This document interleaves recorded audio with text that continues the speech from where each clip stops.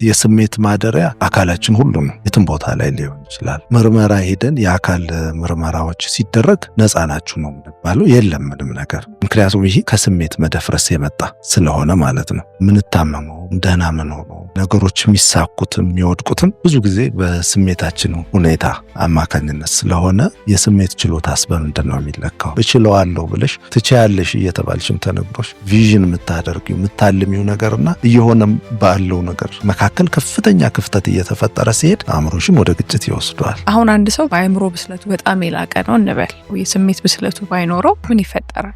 ሰዎች ውጤታማ ሊሆኑ ይችላሉ። ከፍ ብለው ልናያቸው እንችላለን ባላቸው የአእምሮ አቅም። ግን በኋላ ራስን በመምራት በስራም ሁኔታ ውስጥ ቤተሰባዊም በሆነ ሁኔታ ውስጥ አብሮ ተስማምቶና ተቻችሎ ለመኖር ፌል ሊያደርጉ ይችላሉ። ረጅም ዓመት እንግዲህ ሰው ልጅ አእምሮ ውስጥ ተጠና ቆይተሃል። ያው ስራህ ስለሆነ ሙያህም ስለሆነ የራስህ ስሜቶችን እንዴት ነው የምታስተናግዳቸው? ከፍ ያለ ስሜት ውስጥ የፍርሃት ሊሆን ይችላል፣ የጭንቀት ሊሆን ይችላል፣ የመከፋት ሊሆን ይችላል። በሚሰማኝ ጊዜ አቆማለሁ፣ ነገሮችን ማደርገውን ነገርም አቆማለሁ። ከዛ በኋላ ወደ ኋላ መለስ ብዬ ስክነት ያለው የሆነ ታይም ለመውሰድ እሞክራለሁ። ያበሳጨኝም ነገር ቢኖር እንደዛው ማለት ነው። እነዚህ ስሜቶች ተጓዳኝ የሆነ የሰውነት ምላሽ ካላቸው ስሜቱን ማናስተካከል ከሆነ ሲደጋገም ምን ይፈጠራል ሰውነታችን ላይ? የጀርባ ህመሞች፣ የራስ ህመሞች፣ አካል ላይ የሚሰሙ ስሜቶች አይቋረጡም ማለት ነው መፍትሄ ካልሰጠ ነው። ያ ደግሞ የህይወትን ኳሊቲ ጥራቱን ይቀንሱታል። ቤተሰብን መስርተን ቤተሰብ ውስጥ ብዙ አዎንታዊ ነገር ማድረግ ሲገባን በእኛ የተነሳም ጭንቀቱ ይተላለፋል።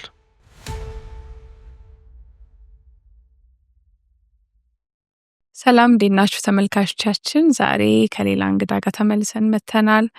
በአእምሮ ጤና ዙሪያ ነው የምናወራው። ዶክተር ዳዊት አሰፋን ነው የጋበዝንላችሁ።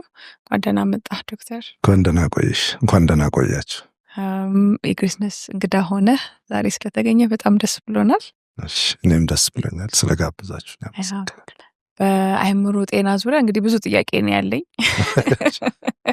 ምንችለውን እንመልሳለን። ከምን እንጀምር መሰለ? የስሜት ብስለት ወይም ኢሞሽናል ኢንቴሊጀንስ፣ ምናልባት ሌላ ቃልም ካለው በአማርኛ እኔ የስሜት ብስለት ብዬ ተረጎምኩት። ከሱን ጀምርና ምን ማለት ነው ላንተ? እንግዲህ ካንተ በሙያዊ አረዳድ ምን ማለት ነው? እንግዲህ የስሜት ብልህነት ወይም ብስለት ልንለው እንችላለን። ጥሩ አገላለጽ ነው። ኢሞሽናል ኢንቴሊጀንስ የምንለው ነው እና ብዙ ጊዜ ለረጅም ጊዜ ስለ አይኪው ነበር የሚታሰበው። ሰዎችም የአእምሮ አቅም መለኪያ ተደርጎ የሚወሰደው ኢንቴሊጀንስ ኮኤፊሽንት ምንለው አይኪው ነበረ። ግን ከስሜት ጋር የተያያዘውን ነገር አይለካም። የስሜት ነገር ደግሞ ለአእምሮ ትልቁ ስራው ነው። ለአእምሮ ብቻ ሳይሆን አካላችንና አእምሮአችን የተሳሰረ ነው። በጋራ የሰውነታችን አንዱ መገለጫ ጥልቅ የሆኑ ስሜቶች ስላሉን ስሜታችን ለሐሳባችንም ምንጭ ነው ራሱ እና ትልቅ ፖቴንሻል ያለው ስሜታችን ውስጥ ነው።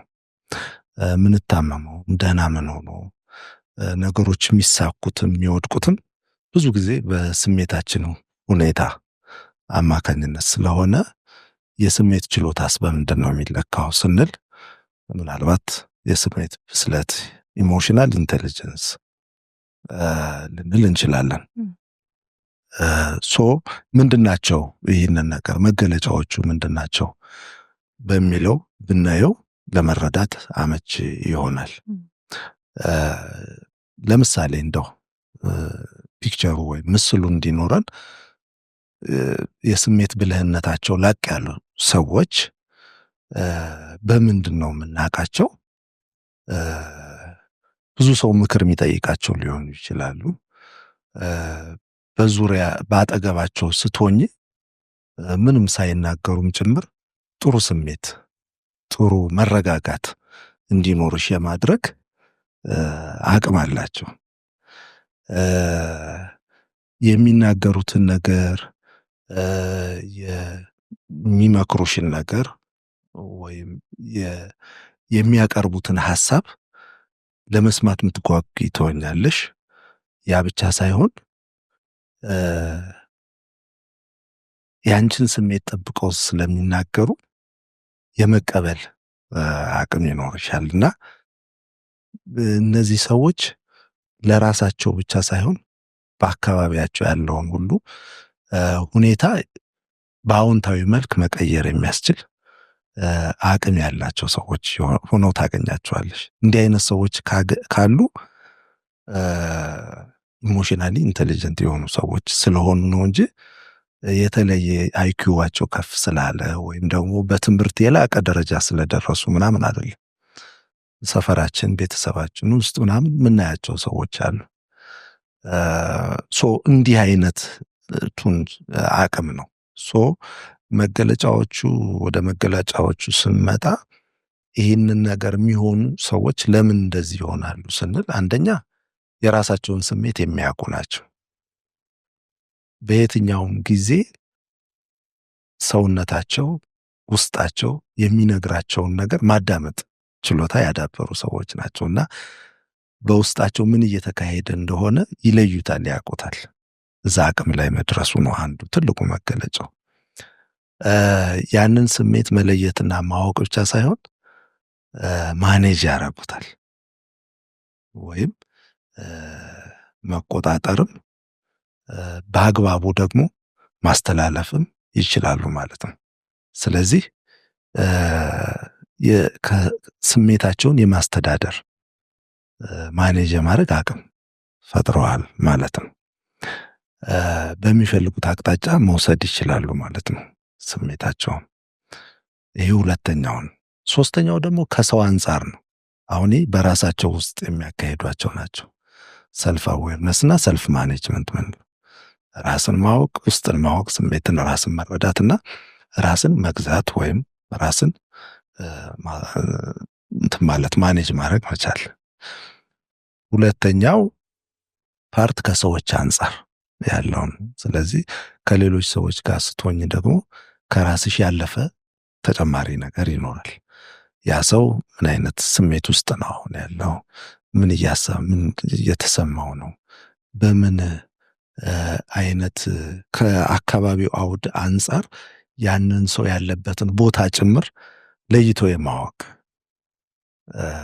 ሁኔታ ማለት ነው። እሱ ያስፈልግሻል። ከዛ ከአንድ ሰው ጋር መስተጋብር ወይም ግንኙነት ሲፈጠር ይህን መረዳት ይችላሉ እነሱ።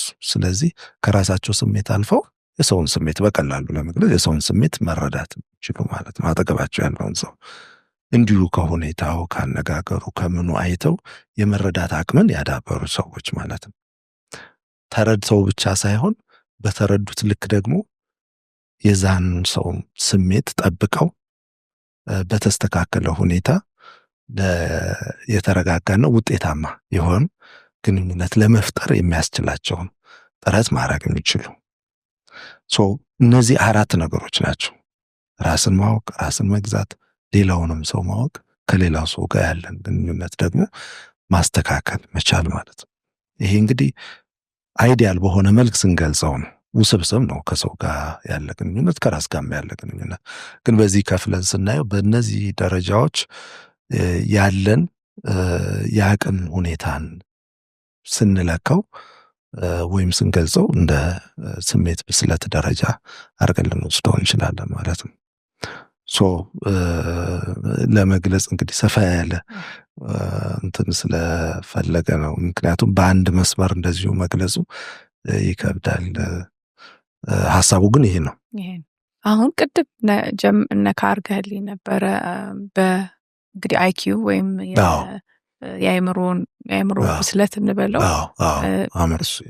እሱ ላይ በጣም ብዙ ኢንቨስት እናደርጋለን አይደል? የረጅም ዓመት እንማራለን፣ ብዙ ርቀት እንሄዳለን በዛ መንገድና ይሄኛውን ደግሞ ብዙም አትኩሮት ላንሰጠው እንችላለን፣ ወይም አካባቢያችንም ሲሰጠው ላናይ እንችላለን አይደል? የስሜቱን ሁኔታ ነው። አሁን አንድ ሰው በአእምሮ ብስለቱ በጣም የላቀ ነው እንበል እንግዲህ በዓለማዊ መለኪያ በዲግሪው ብዛትም ሊሆን ይችላል። ብቻ በተሰጠው መስመር ውስጥ ላቅ ያለ ነው ብለን እንበልና ይሄኛው ባይኖረው የስሜት ብስለቱ ባይኖረው ምን ይፈጠራል? አዎ ጥሩ ጥያቄ ነው። ሰዎች ውጤታማ ሊሆኑ ይችላሉ። ከፍ ብለው ልናያቸው እንችላለን ባላቸው የአእምሮ አቅም በአይኪው ልንለው እንችላለን። ምክንያቱም ብዙ ትምህርታዊ ነገሮች በተለይ በዚህ መስመር ብቻ ወይም ደግሞ ወደዚህ መስመር አድልተው የሚዘጋጁ በመሆናቸው የተነሳ መለኪያቸው አይኪው አድርገን ልንወስደው እንችላለን እና ጥሩ የአእምሮ አቅም ያለው ሰው ሳክሲድ ያደርግባቸዋል ማለት ነው እና በተለያየ ደረጃ ላይ ሰዎችን ተቀምጠው እናገኛቸዋለን። ግን በኋላ ራስን በመምራት ቲም በአካባቢሽ ካሉ ሰዎች ጋር በስራም ሁኔታ ውስጥ ቤተሰባዊም በሆነ ሁኔታ ውስጥ አብሮ ተስማምቶና ተቻችሎ ለመኖር በሚደረገው ጥረት ውስጥ ፌል ሊያደርጉ ይችላሉ ወይም ሊቸገራሉ። ስለዚህ አሁን ሰዎች ከውጭ አይተዋቸው ግራ ይጋቡባቸዋል። ካንተ አይጠበቅም፣ ካንቺ አይጠበቅም፣ የተማረ ይግደለኝም ይባላል ደግሞ ከፍ ባለ ደረጃ ስናየው። ስለዚህ ሰዎች በአካዳሚክ አቺቭመንታቸው ወይም በትምህርት ደረጃቸው በዛ ልኬት ብቻ የተሟሉ አድርገን ማየት እንደሌለብን የሚያሳይ ነገር ነው ይሄኛው እና እንደውም ለህይወት የተሟላ የሆነ ስኬት በጣም ወሳኙ ኢሞሽናል ኢንተለጀንስ የስሜት ብልህነት ነው። ምክንያቱም በስራ ቦታ ላይ የተወሰነ ሮል ይኖረዋል። የተማርሽውም ነገር አእምሮአዊ የሆነው አካዳሚክ የሆነው ነገር ስራ ላይ አታዊውም ማለት አይደለም። ግን ሩቲን እየሆነ ነው የሚሄደው። ተለምዷዊ እየሆነ ይሄድና በቀላሉ የሚለመድ እንደውም ሁሉም ሰው ሊሰራው የሚችል ነገር ይሆንና ከባዱ ነገር ምን ይሆናል? በቲሞች መካከል ተቻችለውና ሰላማዊ በሆነ አውድ ውስጥ እንዲሰሩ ማድረግ ሊኖርብሽ ይችላል አንቺ ባለሽ ፖዚሽን የተነሳ። ያንን አችም ግን ፈተና ስትፈተኝ ግን ሜቢ ኤ ፕላስ የምታገኝ ትሆኛለሽ። ሁሉም ሰው ጎበዝ ነው ጎበዝ ናት ሊልሽ ይችላል። ግን ማኔጅ ማድረግ አትችይም። ቲም መምራት አትችይም። ነገሮችን ስራዎችን ራሱ ኦርጋናይዝ ማድረግ ምክንያቱም የስሜት ስክነት ይፈልጋል። ብዙ ነገር በቅድሽ መሰረት ነገሮችን ለማስፈጸም አንዳንዱን መታገስ አለብሽ፣ አንዳንዱን ማስቀደም ያለብሽን ማስቀደም አለብሽ። ሁሌ ራስሽን የምታስቀድሚም ከሆነ ደግሞ ፌል ያደርጋል እንደ ቲም ስትሰሪ። አንዳንዴ ውድቀትንም መቀበል አለብሽ እና ይህ ሁሉ የስሜት ስክነትን ይፈልጋል። ያ ከሌለሽ የራስሽን ስኬት ራሱ ማኔጅ ማድረግ ያቅትሻል። መጨረሻ ላይ ግራ መጋባቱና በምትፈልጊውና መሆን በምትችይው እችለዋለሁ ብለሽ ትችያለሽ እየተባልሽም ተነግሮሽ ቪዥን የምታደርጊው የምታልሚው ነገርና እየሆነ ባለው ነገር መካከል ከፍተኛ ክፍተት እየተፈጠረ ሲሄድ አንቺም ወደ ግጭት አእምሮሽም ወደ ግጭት ይወስደዋል።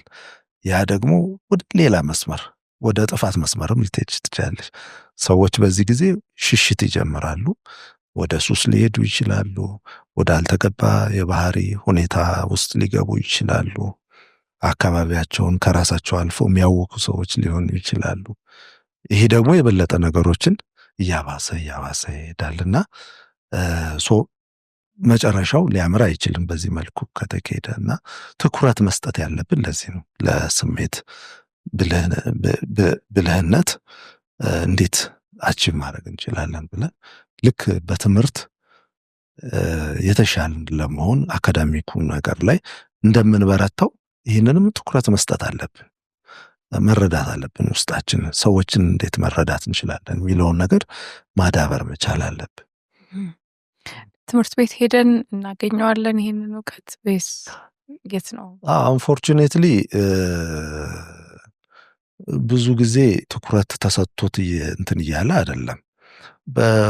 በሆነ ቦታ ላይ ሊገኝ ይችላል። ግን አሁን ባለው የትምህርት ስርዓት በዓለም ደረጃም ቢሆን በበቂ ሁኔታ ትኩረት የተሰጠው አይደለም። ወደኛ ሀገር ስንመጣ ደግሞ በጣም ዝቅ ያለ ነው። ስለዚህ እዚህ ላይ ለምሳሌ ወላጆች አውቀው ልጆቻቸውን በዚህ መንፈስ ሊመሩ ከቻሉ የግድ ከትምህርት ቤት ብቻ የሚያገኙት ላይሆን ይችላል እና ትልቁ ነገር በማህበረሰቡ ዘንድ ያለውን አረዳድ ማስፋት፣ ትኩረት እንዲያገኝ ማድረግ ከተቻለ ብዙ ተቋማት አሉ። ሚዲያ አንዱ ነው። ለምሳሌ አሁን ዛሬ ስለዚህ እያወራን ነው። የተወሰነች አስተዋጽኦ ሊኖራት ይችላል። ሃይማኖታዊ በሆኑ ተቋማትም ሊሆን ይችላል። ሌላ የማህበራዊ አደረጃጀቶች ይኖራሉ፣ ተቋማት ይኖራሉ። እነዚህ ሁሉ በተለይ በልጅ አስተዳደግ ላይ ምክንያቱም በልጅነት ነው ብዙ ነገር በቀላሉ ልትማር የምትችው። ልክ አካዳሚክ የሆነ ከቋንቋ ጀምሮ ብዙ ነገር እንደሚቀለው ልጆች ላይ ይህንንም ዕውቀት እና ችሎታ ክህሎት እንዲኖራቸው ለማድረግ የልጅነት ዕድሜ በጣም የተሻለ ዕድሜ ነውና ስለዚህ እንደ ማህበረሰብ እንደ ወላጅ ሚና ሊኖረን ይችላል ማለት ነው። ትምህርት ቤት አንዱን ቢሆን ጥሩ ነው። ምክንያቱም እዛ ሲሪየስሊ ነገሮች ኢንተግሬት ተደርገው መሰጠት የሚችሉበት አውድ ስለሚኖር እሱም ላይ ቢሰራበት ጥሩ ነው። ግን በቂ ነው የሚል እምነት የለኝም። በተጓዳኝ ለምሳሌ ስኩል ካውንስለሮች እነዚህ ራሱ ያላቸው ጥቂት ናቸው። ስቲል ትምህርት ቤቶች ለዚህ እንደው ትኩረት ሰጥተው እንትን የሚሉት ጥቂቶች ናቸው። አትሊስት እንደዛ እንኳ ቢኖር በተለያየ ኢንፎርማል በሆነ የግድ ፎርማልም ባይሆን ኢንፎርማል በሆነ መንገድ ተማሪዎች በእንደዚህ አይነት ልምምድ ውስጥ እንዲያልፉ ማድረግ የሚቻልባቸውን ሁኔታዎች መፍጠር ይቻላል ብዬ አስባለሁ። ረጅም ዓመት እንግዲህ ሰው ልጅ አይምሮ ውስጥ ታጠና ቆይተሃል። ያው ስራህ ስለሆነ ሙያህም ስለሆነ የራስህ ስሜቶችን እንዴት ነው የምታስተናግዳቸው? በተለይ ደግሞ አይምሯችን ቴክ ኦቨር ማድረግ ይፈልጋል አይደለ? ስለዚህ እንዴት ምንድን ነው ያንተ የምትጠቀምበት ለራስህ ያለህ መንገድ? እንግዲህ እኛ ሙያውም ውስጥ ስላለን በትምህርትም የምናገኘው ነገር አድቫንቴጅ እንዲኖረን ያደርጋል። ልዩ ተጠቃሚ ነን ማለት ነው በዚህ እና የተወሰኑ የምናረጋቸው እኔም ፐርሰናሊ ማረጋቸው ነገሮች አሉ። ለምሳሌ በየትኛውም ጊዜ የሚሰማኝን ነገር ለመረዳት ሞክራለሁ። ቅድም እንዳልኩሽ በተለይ ደግሞ ከፍ ያለ ስሜት ውስጥ የፍርሃት ሊሆን ይችላል፣ የጭንቀት ሊሆን ይችላል፣ የመከፋት ሊሆን ይችላል። በሚሰማኝ ጊዜ አቆማለሁ። ነገሮችን ማደርገውን ነገርም አቆማለሁ።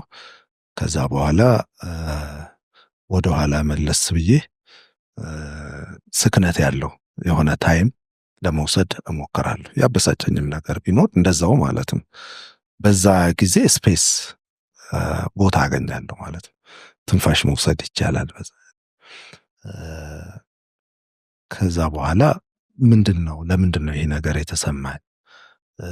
ለምን ተበሳጨሁ?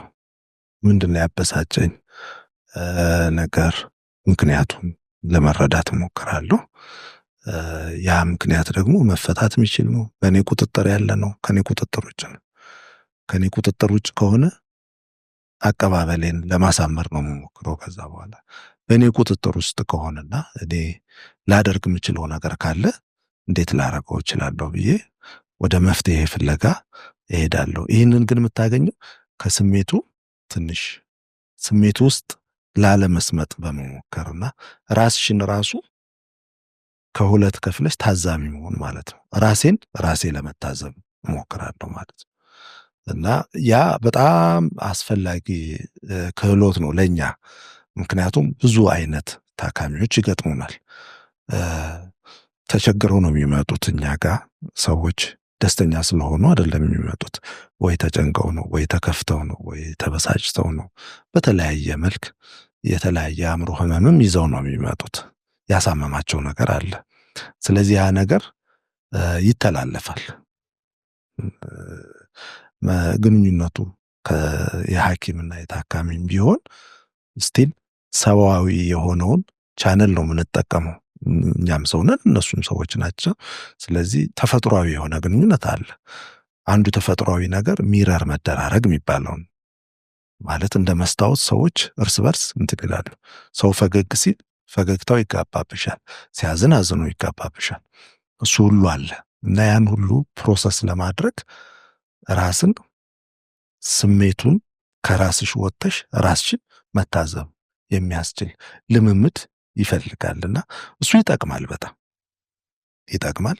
ይሄን አደርጋለሁ። ከዛ በተረፈ ግን ለምሳሌ የስራ ሁኔታ እንዳልሽው ያው የአእምሮ ሕክምና ነው። ብዙ አስጨናቂ ነገሮችም እንሰማለን፣ በዛ ሂደት እናልፋለን።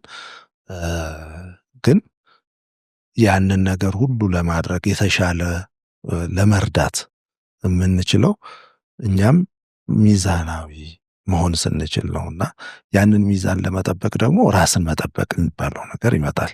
ስለዚህ ሰልፍ ኬር ላይ ራስን መንከባከብ፣ ከራስ ጋር ያለን ግንኙነት ማጤን፣ በተቻለ መጠን ሌላውን ሰው እንደምትንከባከቢው እና ኬር ማድረግ እንዳለብሽ ሁሉ ለራስሽ ደግሞ በጣም ቅርቡ ራስሽ ነሽ።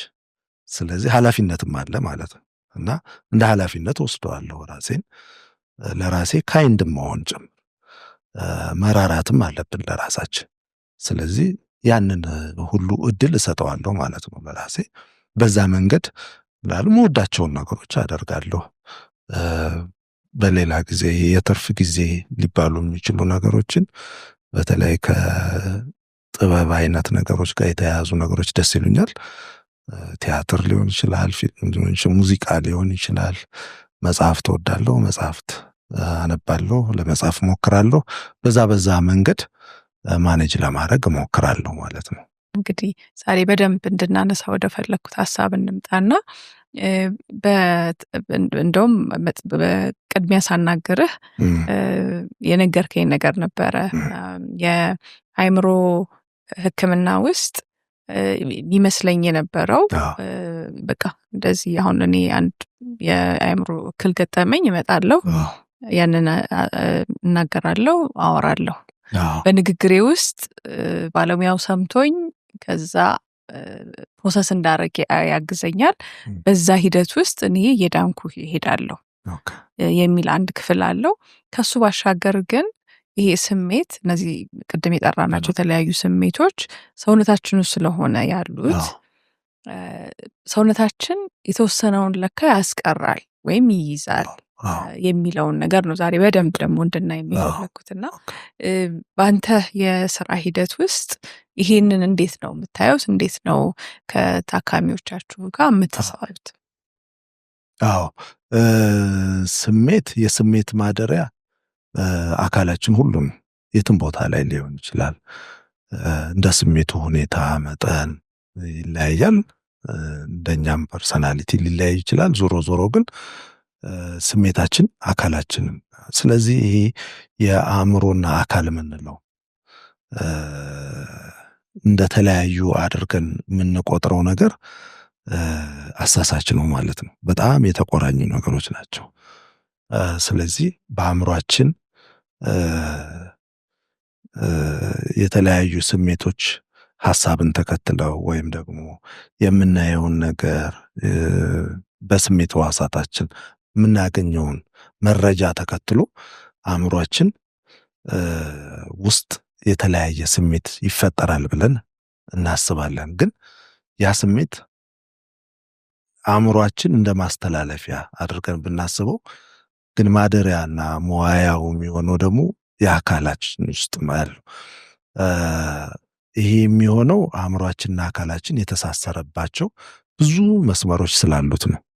ይሄ የነርቭ የስሜት ማስተላለፊያ ስርዓት የምንለው የነርቨስ ሲስተም አእምሯችን ትልቁ አካል ቢሆንም አካላችን ውስጥ ሁሉ በሙሉ አለ። ከአእምሯችን ስር ስፓይናል ኮርድ አለ፣ ሰረሰር አለ። ከዛ በየቦታው ደግሞ የነርቭ እንትኖች ይሰራጫሉ። ለዛ ነው በአካላችን የተለያዩ ስሜት ሕዋሳቶቻችንን እንትን ብለን መረጃ መሰብሰብ የምንችለው። ለዛ ነው መረጃው ተሰብስቦ ከተተረጎመም በኋላ ስሜት ሆኖ ደግሞ መልሶ አካላችን ውስጥ ሊያድር ይችላል። በተለይ አንዳንድ አካሎች የበለጠ የተሳሰረ ሁኔታ አላቸው ከስሜት ጋር በተለይ እና ሆድቃችን ጋር አሁን በቀላሉ ስሜት እንዴት የተሳሰረ መሆኑን እናውቀዋለን። በተለምዶ ልቤን ከዳኝ ወይም ደግሞ ብዙ አይነት አለ አይደል? ፍቅርን ከልብ ጋር እናያይዘዋለን። ጭንቀትን ከጨጓራ ጋር፣ ሆዴ ተሸበረ እንላለን። ለምሳሌ ሆዴን ባርባር አለው እንላለን። እነዚህ ሁሉ እውነት ናቸው። ያ ማለት ምንድነው? የሚሰማን ስሜት አለ። ሲጨንቀን አሁን ሆዴ ተረበሸ፣ ልክ ነው፣ ይረበሻል። ለምን? ከአእምሯችን ጋር የተሳሰሩ ነርቮች አሉ እና በስፋት ሆድቅ አካባቢ፣ ልብ አካባቢ ያሉ የነርቭ ስርዓቶች ከስሜት ጋር የተሳሰረ ተግባር አላቸው። በተለይ አንድ ትልቁ ቫገስ ነርቭ የምንለው አለ ከአእምሮ የሚወጣ እሱ በየሆድቃችን ውስጥ የተለያዩ ቅርንጫፎች አሉት እና ትልቅ የስሜት ማስተላለፊያ ማርጊያም መረበሻም ሊሆን ይችላል ማለት ነው። ስለዚህ እሱን ነገር ማኔጅ ለማድረግ በምንቸገርበት ጊዜ ስሜታችን ከልክ ያለፈ እና አሉታዊ ተጽዕኖ ማሳደር ሲጀምርና በአግባቡ ፕሮሰስ ካልተደረገ አካላችን ላይ የሆኑ መገለጫዎች እንደ ቋሚ ሆነው ሁሌ የሚሰሙን ስሜቶች ይፈጠራሉ። የሆድ ጩኸት ሊሆን ይችላል፣ የሆድ መነፋፋት ሊሆን ይችላል። ኢሪቴብል ቦል ሲንድሮም እንለዋለን፣ IBS ይባላል። እሱ አሁን የተለመደ ይሆናል። ከጭንቀት ጋር ከተለያዩ ስትረሶች ጋር ተያይዞ የሚመጣ የስሜት ሁኔታ ነው እና የጀርባ ህመም ሊሆን ይችላል። የጡንቻ መወጣጠር አይነት ስሜት ሊፈጥርብን ይችላል። መውረር፣ መደንዘዝ፣ ማቃጠል፣ ብዙ አይነት የስሜትና የህመም ሁኔታዎች ይፈጠራሉ። ምርመራ ሄደን የአካል ምርመራዎች ሲደረግ ነፃ ናችሁ ነው የምንባለው። የለም ምንም ነገር። ምክንያቱም ይሄ ከስሜት መደፍረስ የመጣ ስለሆነ ማለት ነው። ስለዚህ በዋነኝነት የአካል በሽታ ወይም ሜዲካል የሆነ ህመም ኖሮ ላይሆን ይችላል። ግን እኛ ወይ ጨጓራችን ይመስላል ወይ ልባችን የታመመ ልባችን ጋር ልብ ሐኪም ጋር እንሄዳለን፣ ጨጓራ ሐኪም ጋር እንሄዳለን። አንዳንዴ ካንሰር ነው ብለውም ይዞሩ ሰዎች ያጋጥሙናልና ከሐኪም ብዙ መንከራተት ሁሉ ይመጣል በዛ የተነሳና ስሜቶች አካላችን ላይ በሚኖሩበት ጊዜ የህመም ሊሆን ይችላል፣ የተለያየ አይነት ስሜቶች እና የአካል ህመም እንዳልሆነ ደግሞ በብዙ ምርመራዎች ከተረጋገጠ በኋላ መለስ ብለን ስናየው የስሜት ችግር ሆኖ እናገኘዋለን ማለት ነውና በተለይ ከልጅነት የተነሱ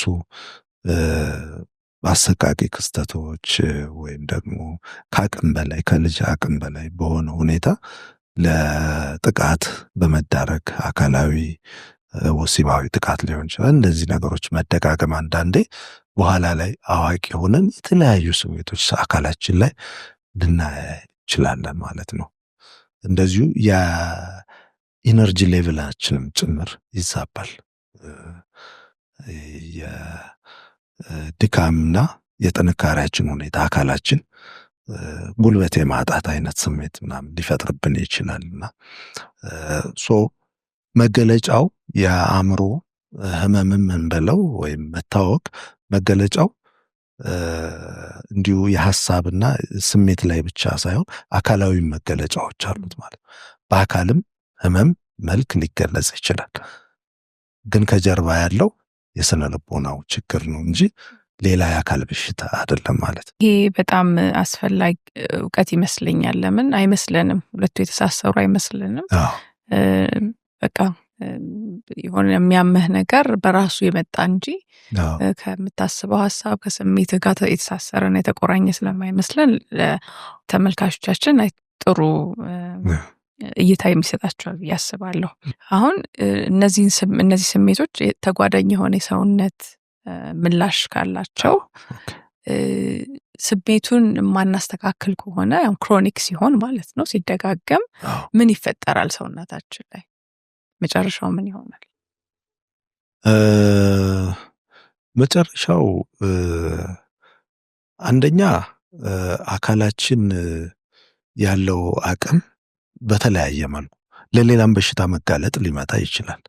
ምክንያቱም የረጅም ጊዜ ስትረስ ኢሚዩኒቲያችንን ጭምር ያወርደዋል፣ ወይም በሽታ ተከላካይ ስርዓቱን ማለት ነው ያወርደዋል።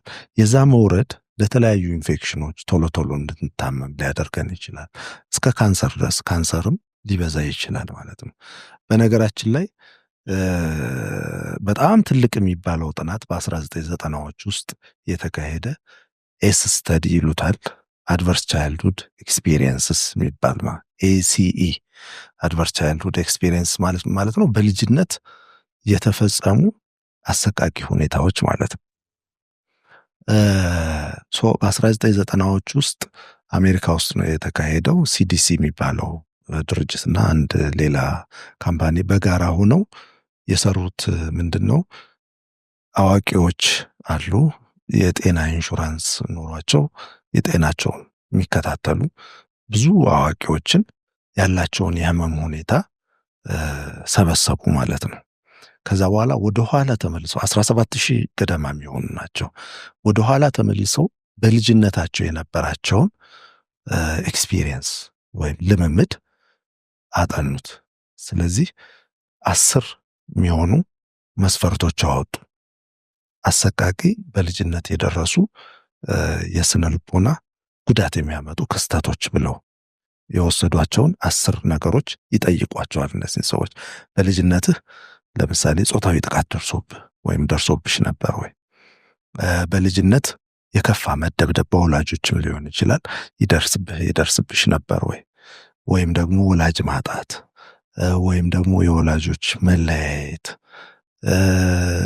ወይም ደግሞ ቤት ውስጥ ያለ ከፍተኛ የሆነ የአልኮል ወይም ሌሎች ድራጎች የሚጠቀሙ አዋቂዎች ኑረው ያ ፍርሃት የመፍጠር ምናምን እነዚህ ነገሮች እስር የደረሰባቸው ሰዎች እንዲህ ወደ 10 የሚሆኑ ናቸው።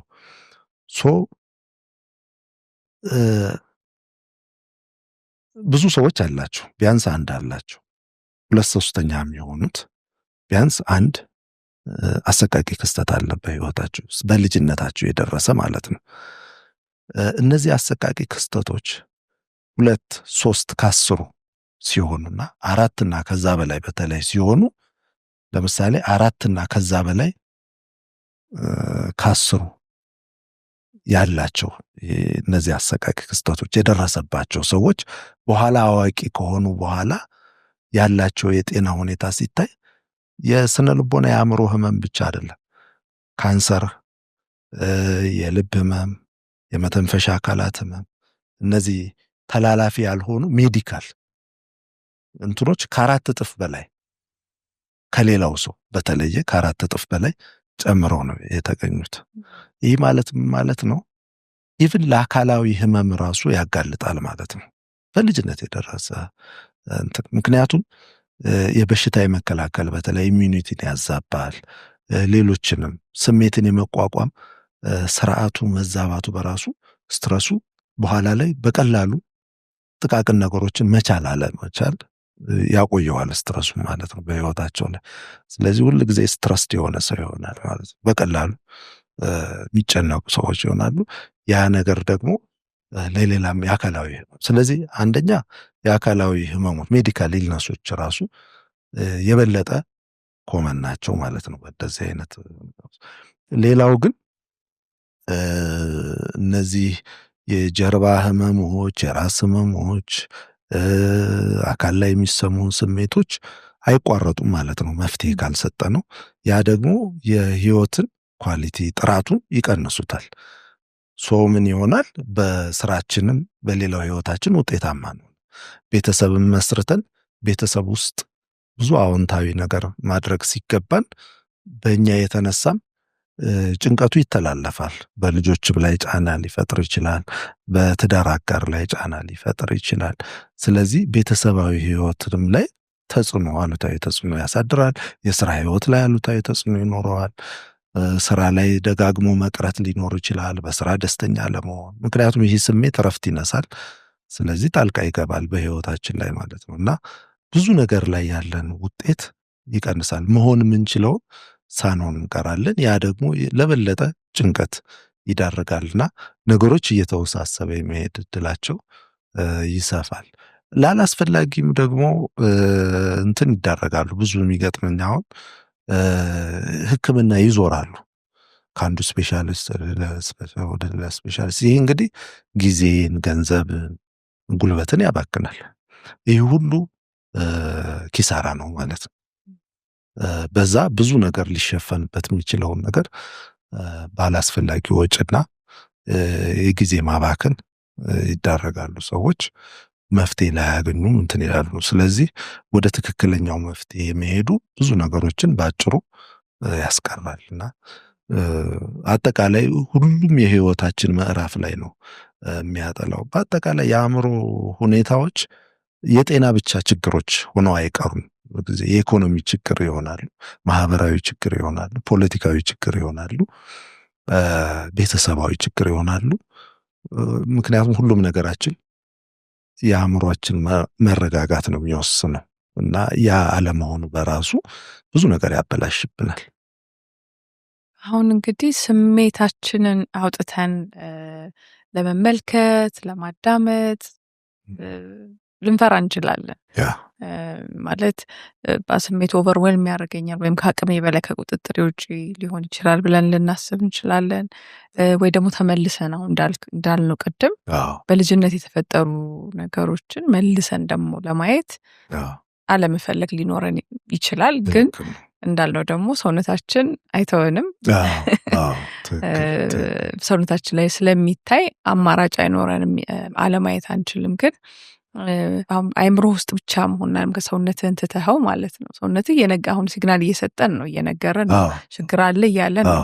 ግን እሱን ትተን በአእምሯችን ብቻ ይኖረናልና እንደነዚህ አይነት ነገሮችን ራሳችን ላይ እንዴት ቶሎ ብለን መያዝ እንችላለን? ያንን ስናደርግ ማለት ነው እየሸሸን እንደሆነ እንድንረዳ ወይም መስማት አልፈልግም እያለን እንደሆነ እንድንረዳ። እንግዲህ ብዙውን ነገር በውጤቱም ነው የምናየው።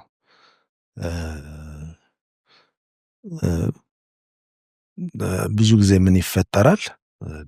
ደጋግሜ ቅድም ያልኩት ምንድን ነው መሆን በምንችለው በምንፈልገውና የሆነ ባለው ነገር መካከል ያለው ክፍተት በጣም ሰፊ ይሆናል። እንደዚህ በሚሆንበት ጊዜ ለእኛም በቀላሉ ሊታየን ይችላል። እኔ እኮ እዚህ ላይ መገኘት አልነበር፣ እኔ እኮ እንዲህ መሆን አልነበር።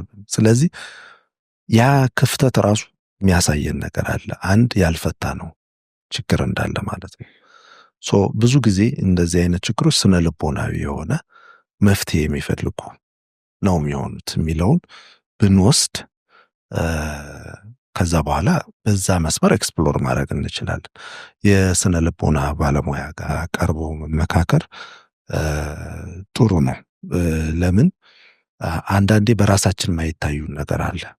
ያንንም አቅም እና ክህሎት ለማዳበር ከውጭ ሆኖ የሚታዘበን የሚያየንና የእኛንም ሀሳብ በሌላ አንግልም ጭምር እያየ መልሶ ፊድ የሚያደርገን ነገር ሊፈልግ ይችላልና የስነ ልቦና ባለሙያ ለዛ ነው የሚጠቅመው፣ ያንጸባርቅልሻል ማለት ያን ነገር። ስለዚህ አንድ እንደዛ አይነት መንገድ ብንከተል የተሻለ በአጭር ጊዜ ችግራችን ላይ መድረስና የመፍትሄው አቅጣጫም ትክክል ላይ መሆን ትክክለኛ መስመር ላይ መግባት እድላችን ያሰፋዋል።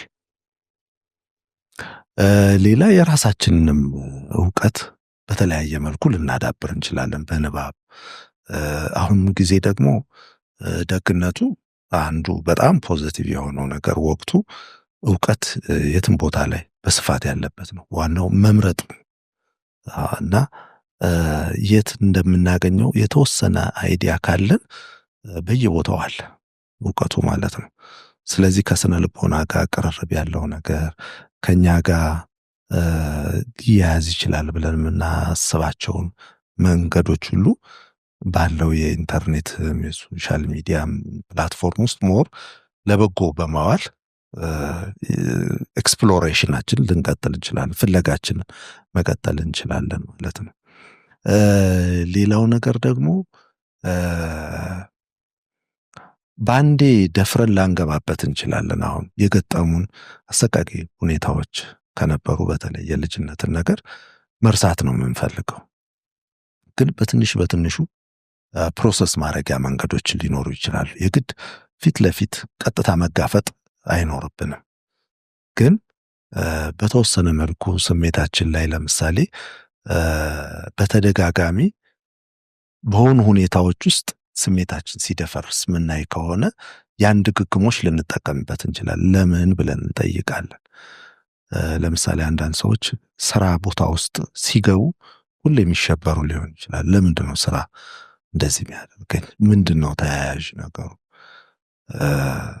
የተገደዱባቸው ወይም ደግሞ መጥፎ ትውስታ ከስራ ጋር ተያይዘው ያሉ ነገሮች ሊኖሩ ይችላሉ። ያንን ቀስ ብለን እናገኘዋለን ማለት ነው። ስለዚህ በተለይ አሉታዊ ስሜትና ምቾት የሚያሳጣን ስሜት የሚፈጠርበትን አውድ ማጥናት በራሳችን ላይ ራሳችንን እንደ ጥናት ማዕከል ልንቆጥረው ይገባልና ወደ ውስጥ በጥልቀት ባየነው ቁጥር እየተረዳ ነው እንመጣለን። ያ መረዳት እፎይታ ይሰጠናል በተወሰነ መልኩ።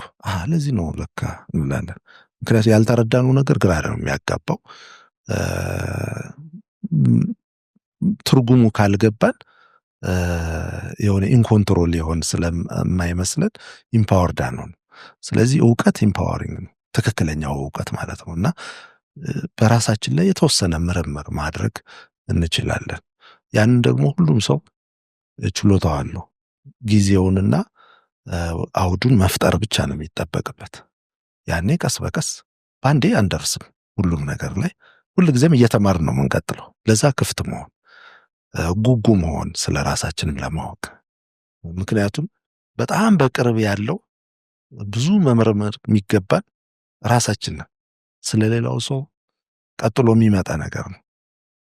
ምክንያቱም ራሳችን ተሻግረን ሌላውን ሰው ማወቅ አንችልም ይመስለናል እንጂ ሁሌ እየወጣን ነው የምንሄደው። ስለዚህ የመጀመሪያው ትልቁ የቤት ስራችንን መስራት አለ። ያ ደግሞ በእውቀት በመረዳት ላይ እንዲመሰረት መመርመር ማለት እና ለራሳችን ካይንድ መሆን ደግሞ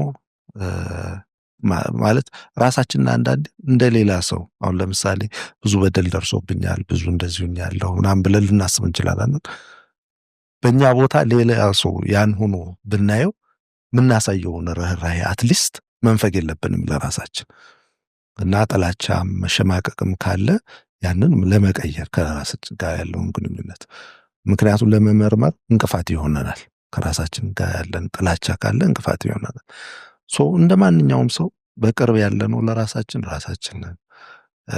ስለዚህ ለሌላው ሰው በእኛ ቦታ ሆኖ ብናየው ርህራሄ የሚሰማን ከሆነ መራራት አለብን ማለት ነው ለራሳችን። ሐዘን የሚሰማን ከሆነ ለራሳችን ማዘን አለብን ማለት ነው። ወጣ ገባ እያሉ ራስን ማየት ይፈልጋል። በዚህ አይነት ልምምድ መሄድ ወደ መፍትሄ ሊወስድ ይችላል። የበለጠውን ደግሞ ሰፋ ያለው ሁኔታ እንትን ለማለት ደግሞ የሌላ ሰው እይታም ደግሞ እንዲጨመርበት በተለይ ሙያዊ የሆነውን ነገር ወደ ስነ ልቦና አማካሪዎች መሄድ ጥሩ ነው ብዬ አስባለሁ። አሁን ስሜትን ከኔጌቲቭ ከሆነው አቅጣጫን ያየነው በብዛት አይደለ? ከሚጎዳው አይደል?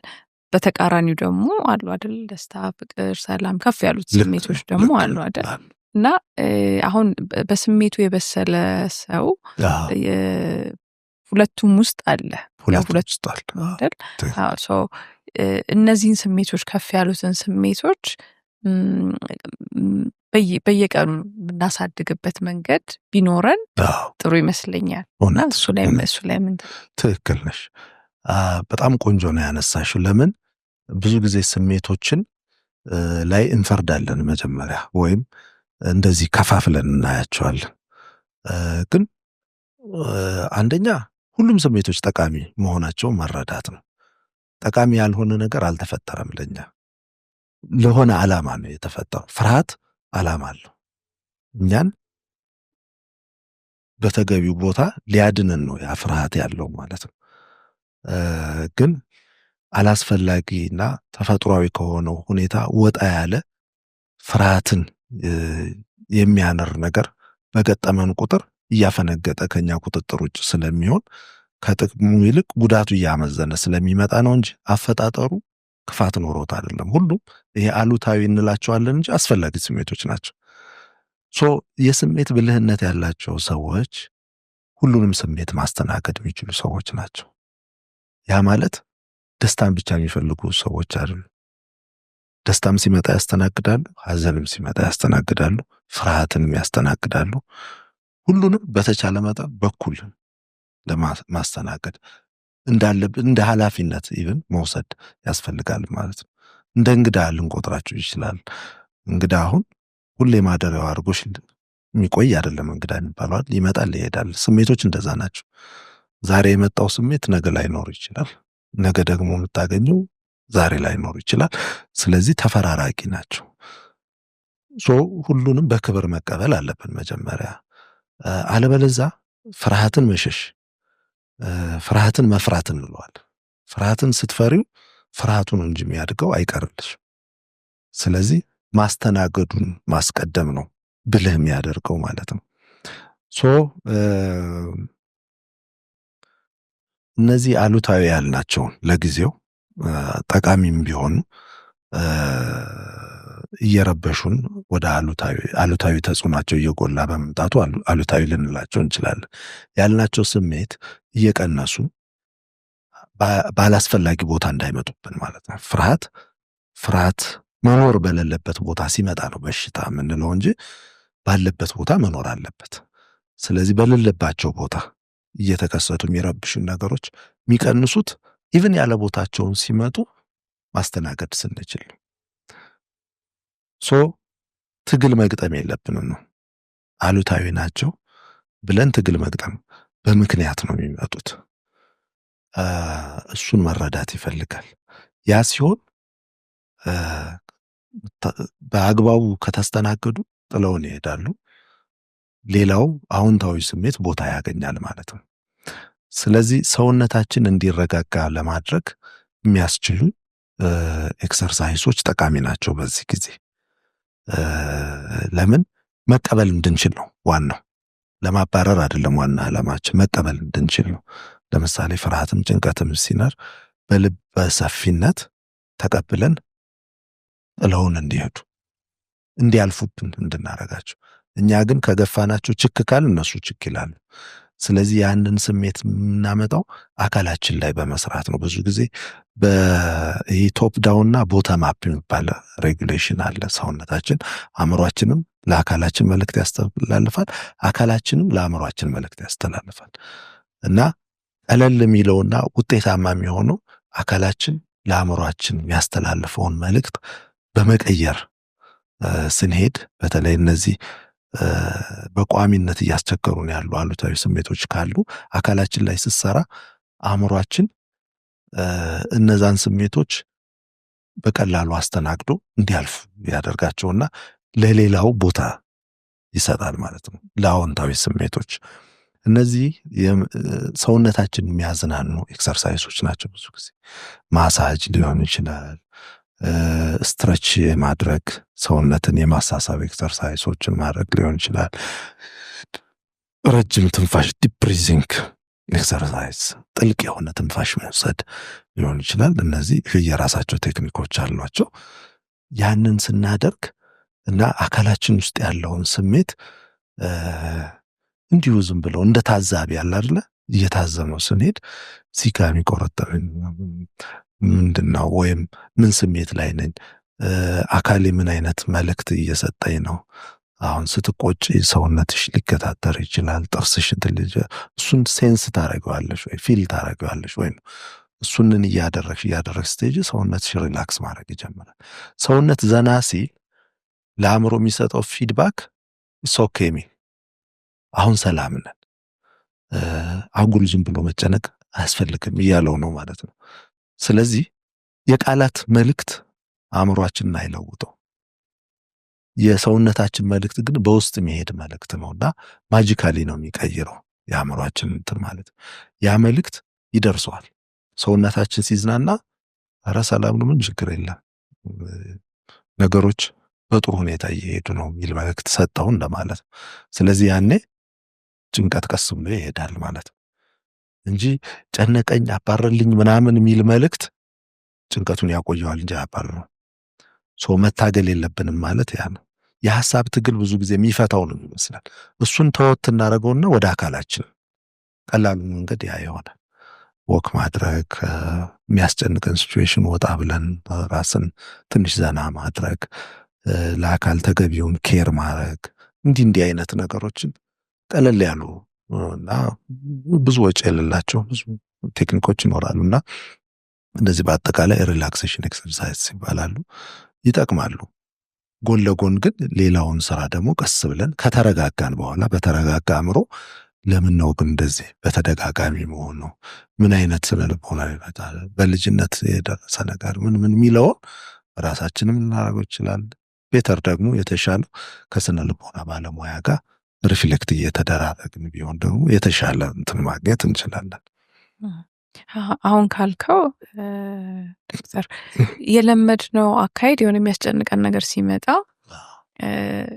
ቁጭ ብዬ እስቲ ላሰላስል ወይ ላስብ እንላለን አይደል? ተለምዶ እና እንደውም ጭንቀቱን እያባስ ነው እንዳልከው ቅድም ሰውነታችን የሚረዳው በሌላ መልኩ ነው መሰለኝ አይደለ? የኛን ማሰላሰል እና እንደዚህ ቆሞ መጀመሪያ ማረጋጋት፣ ሰውነትን ማረጋጋት ማስፈለጉ ከማሰላሰሉ በፊት ከማሰላሰሉ በፊት እና እዚህ ላይ ምን ብታስረዳን ጥሩ ይመስለኛል።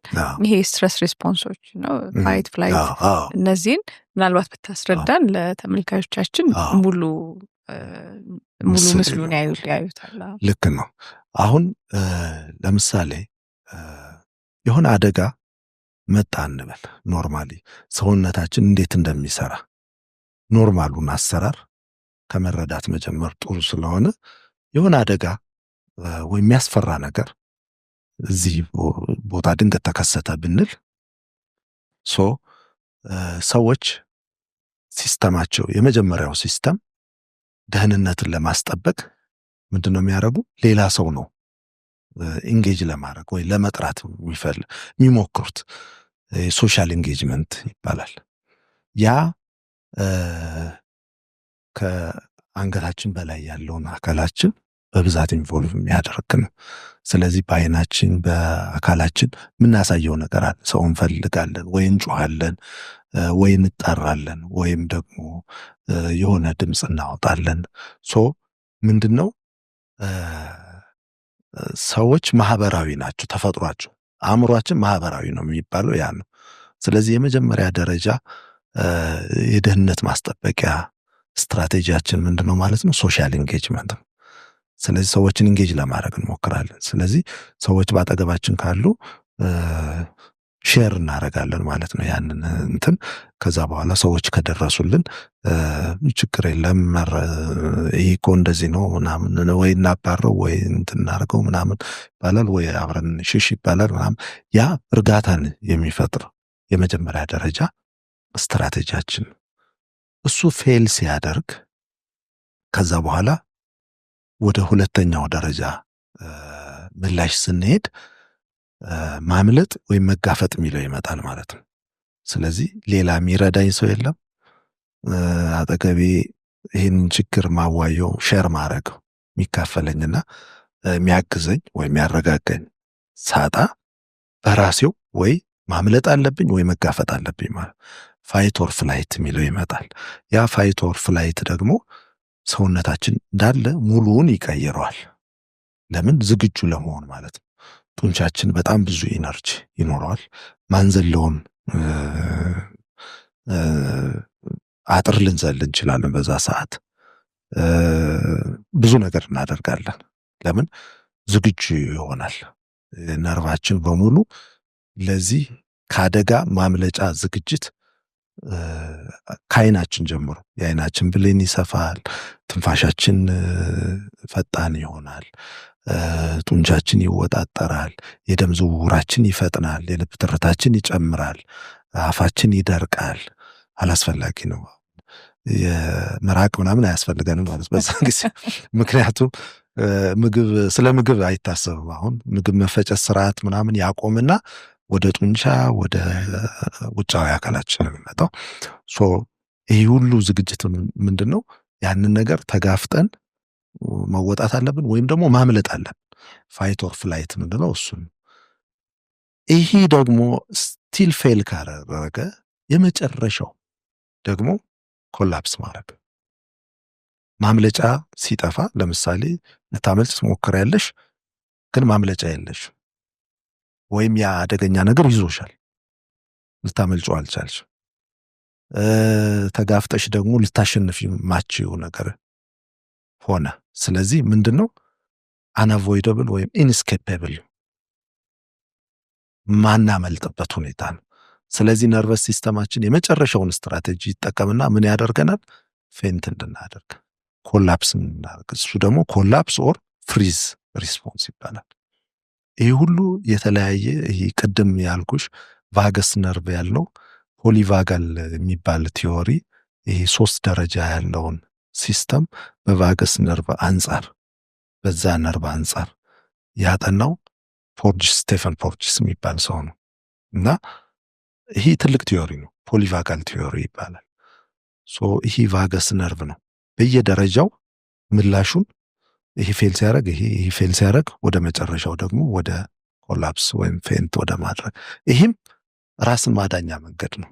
ምክንያቱም አሁን ሬፕቲሊያን ሪስፖንስ እንለዋለን። ይህ ተሳቢ እንስሳት ወይ ጭንቅላታቸው ወይ በሆነ ነገር እንደዚህ እየተሳቡ ሲሄዱ ልትወጋቸው ስትሞክሪ መጨረሻ ላይ ሊያመልጡ ሊሞክሩ ይችላሉ።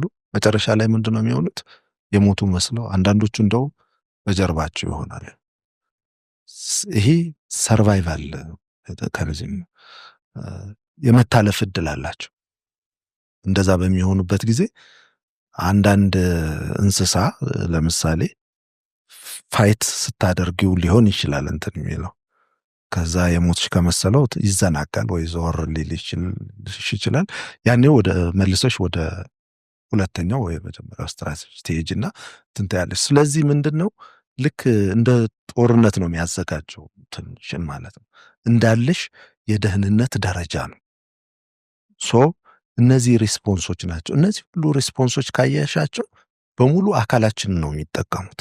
አካላችን የስሜት ምላሹ ዋና ሚና ተጫዋች ናቸው። ሁሉም አካላችን እስከ ፌንት እስከሚያደርገው ደረጃ ድረስ ማለት ነው። ቦዲያችን ምን ያህል የተቆራኘ እንደሆነ ከስሜታችን በዚህ ትረጃለች ማለት ነው። ወደ ትሮማ እንግዲህ አሰቃቂ ክስተቶችን በዚህ ሁኔታ ነው የምናያቸው እና ሁሉም ደረጃ ላይ ልታዩ ትችላለሽ የሰዎችን ምላሽ። አሁን ዲሶሴት የሚያደርጉ ሰዎች ይገጥሙናል። በቃ ይሄ የማይወጡትና በቃ ሄልፕለስነስ በሚሰማቸው ሲቹዌሽን ሁኔታ ውስጥ የማይወጡት ተስፋ ሙሉ በሙሉ የሚቆርጡበት ሁኔታ ውስጥ እንትን ሲሉ አካላቸው በሙሉ ይቆማል እና አንዳንዴ ካታቶኒያ ምንለውም ስቴት አለ።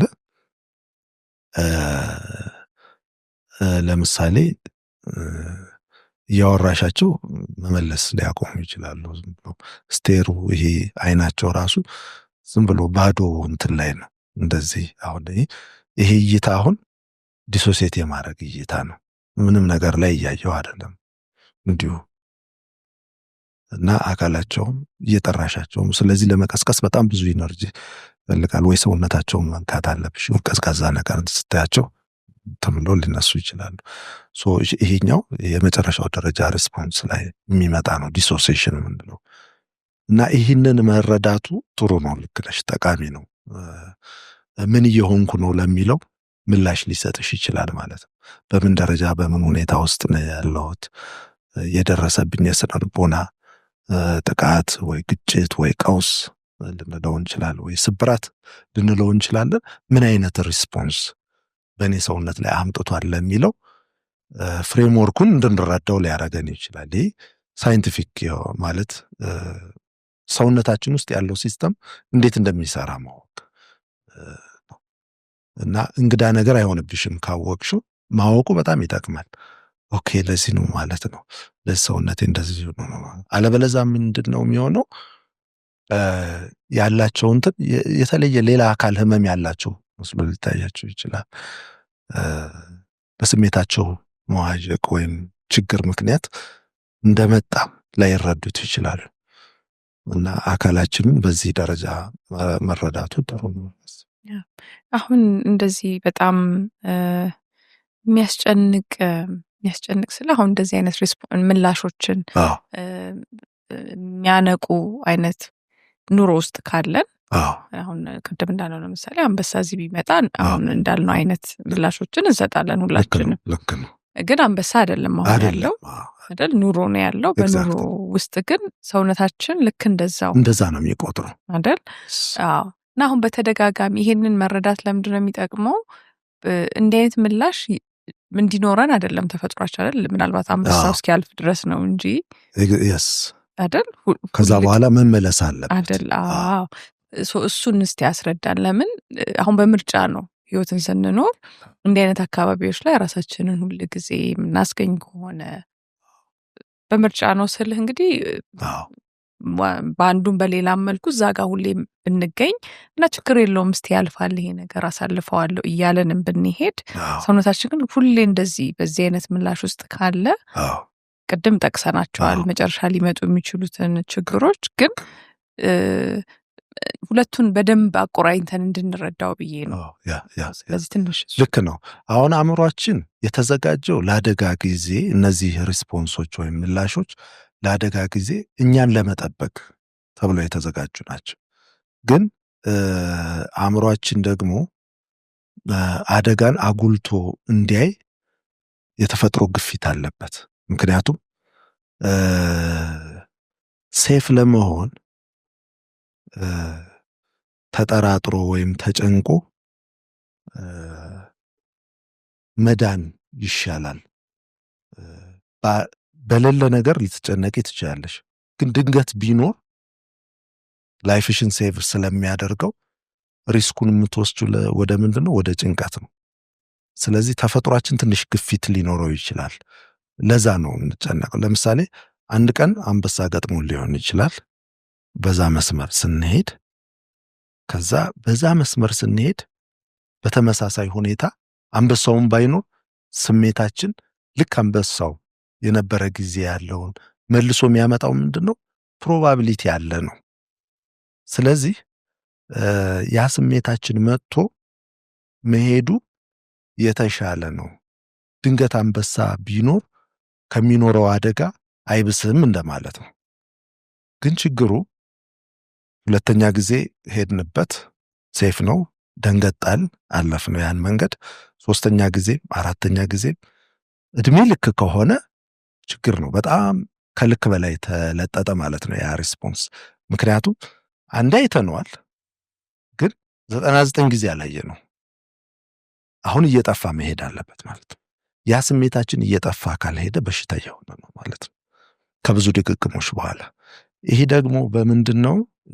ተፈጥሯዊ የሆነው ነገር መጀመሪያ ይሄ ኮንዲሽንድ የሆኑ ነገሮችን ያገኘው በፊት በባዮሎጂ የተማርነው ምናልባት ፓቭሎቭ የሚባላል፣ ኢቫን ፓቭሎቭ ኮንዲሽንድ የሆኑ ክላሲካል ኮንዲሽኒንግ የሚባል እንትን በውሻዎች ነው እንትን ያለ ነገሮች የግድ ባይገናኙ ካጣመርናቸው ቀጥታ ግንኙነት ባይኖራቸው ልክ እንደ ስቲሙለሱ ነው ያገለግላል። በምሳሌ ምንድነው? ለምሳሌ ለውሻዎች ምግብ ይሰጣቸዋል። ምግብ የሚመጣበት ሰዓት አለ። ልክ ምግብ ከመሰጠቱ በፊት ደወል ይደወላል። ምግብ ይሰጣቸዋል፣ ይበላሉ። ደወል ይደወላል፣ ቀጥሎ ምግብ ያገኛል። ደወል ይደወላል፣ ቀጥሎ ምግብ ያገኛል። ለበቂ ጊዜ ይሄ ድግግሞሽ ከቀጠለ በኋላ ደወሉ ሲደወል ልክ እንደተደወለ ምራቅ እንትን ይላሉ። ምግብ ሊመጣ ነው ሲግናል ስለሆነ ኦልሬዲ አሁን ከምግብ ጋር ደወሉ አሶሲየትድ። ደወሉ ምግብ አይደለም ግን እንደ ምግብ እያገለገለ ነው ማለት ለሲስተማችን፣ ምክንያቱም የምግብ አመላካች ስለሆነ። ስለዚህ ነገሮች ሊተሳሰሩ ይችላሉ። ከሚያስፈራ ነገር ጋር ደጋግሞ የመጣብን ነገር በራሱ እንኳ አስፈሪ ባይሆን ከዛ ነገር ጋር ኮንዲሽንድ ይሆናል። ኮንዲሽንድ ሆኖ ለበቂ ጊዜ አብሮ እየመጣ ኮንዲሽንድ ከሆነ በኋላ ሰውነታችንን የአስፈሪው ነገር ሳይኖር በተናጠል መጥቶ የፍርሃት ስሜት ይፈጥርብናል።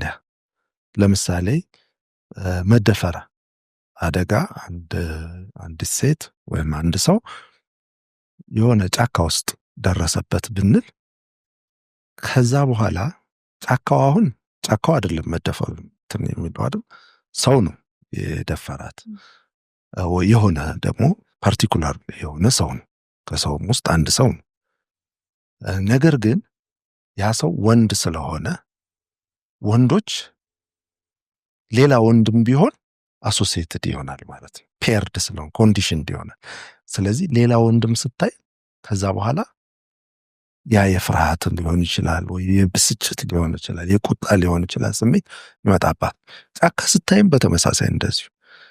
ለምሳሌ ሰዓቱ ቀትር ከነበረ ቀትር ሲመጣ ፀሐይ ገረር ስትል ያ ስሜት ሊመጣባት ይችላል። ለምን? ያ ኤንቫይሮንመንት ኮንዲሽን ሆኗል፣ ከዚህ ጋር ተገናኝቶባታል ማለት ነው። እንደዚህ ያሉ ሪስፖንሶች አሉት ናቹራሊ ሰውነታችን ሲስተም። ከደህንነት ጋር የተገናኘ እንደዚህ አይነት ቁርኝት ያላቸውን ትሪገር የምንላቸው ሁኔታዎች ደህና መሆን ችግር እንደሌላቸው ሰውነታችን መልሶ ለመማር ጊዜ ይፈልጋል።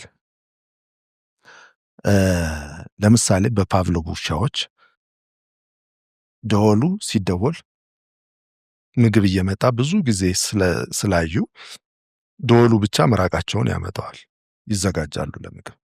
ግን ደወሉ ተደወለ፣ ምግብ ቀረ፣ ደወል ተደወለ፣ እንደገና ምግብ ቀረ። በአንደኛው ምራቅ ይመጣል፣ በሁለተኛውም፣ በሶስተኛው 10 ጊዜ 20 ጊዜ ከሆነ በኋላ ያቆማሉ። አይ ዝም ብሎ ደወል ነው እንጂ ምግብ የሚያመጣ ደወል አይደለም የሚለውን መልሶ ይማረዋል ሰውነታችን። ይሄ ኤክስቲንክሽን ማጥፊያ ማለት ነው፣ ኤክስቲንክሽን ይባላል። ይህ የተያያዙ ስሜቶች እንዲጠፉ ምንድነው መሆን ያለበት?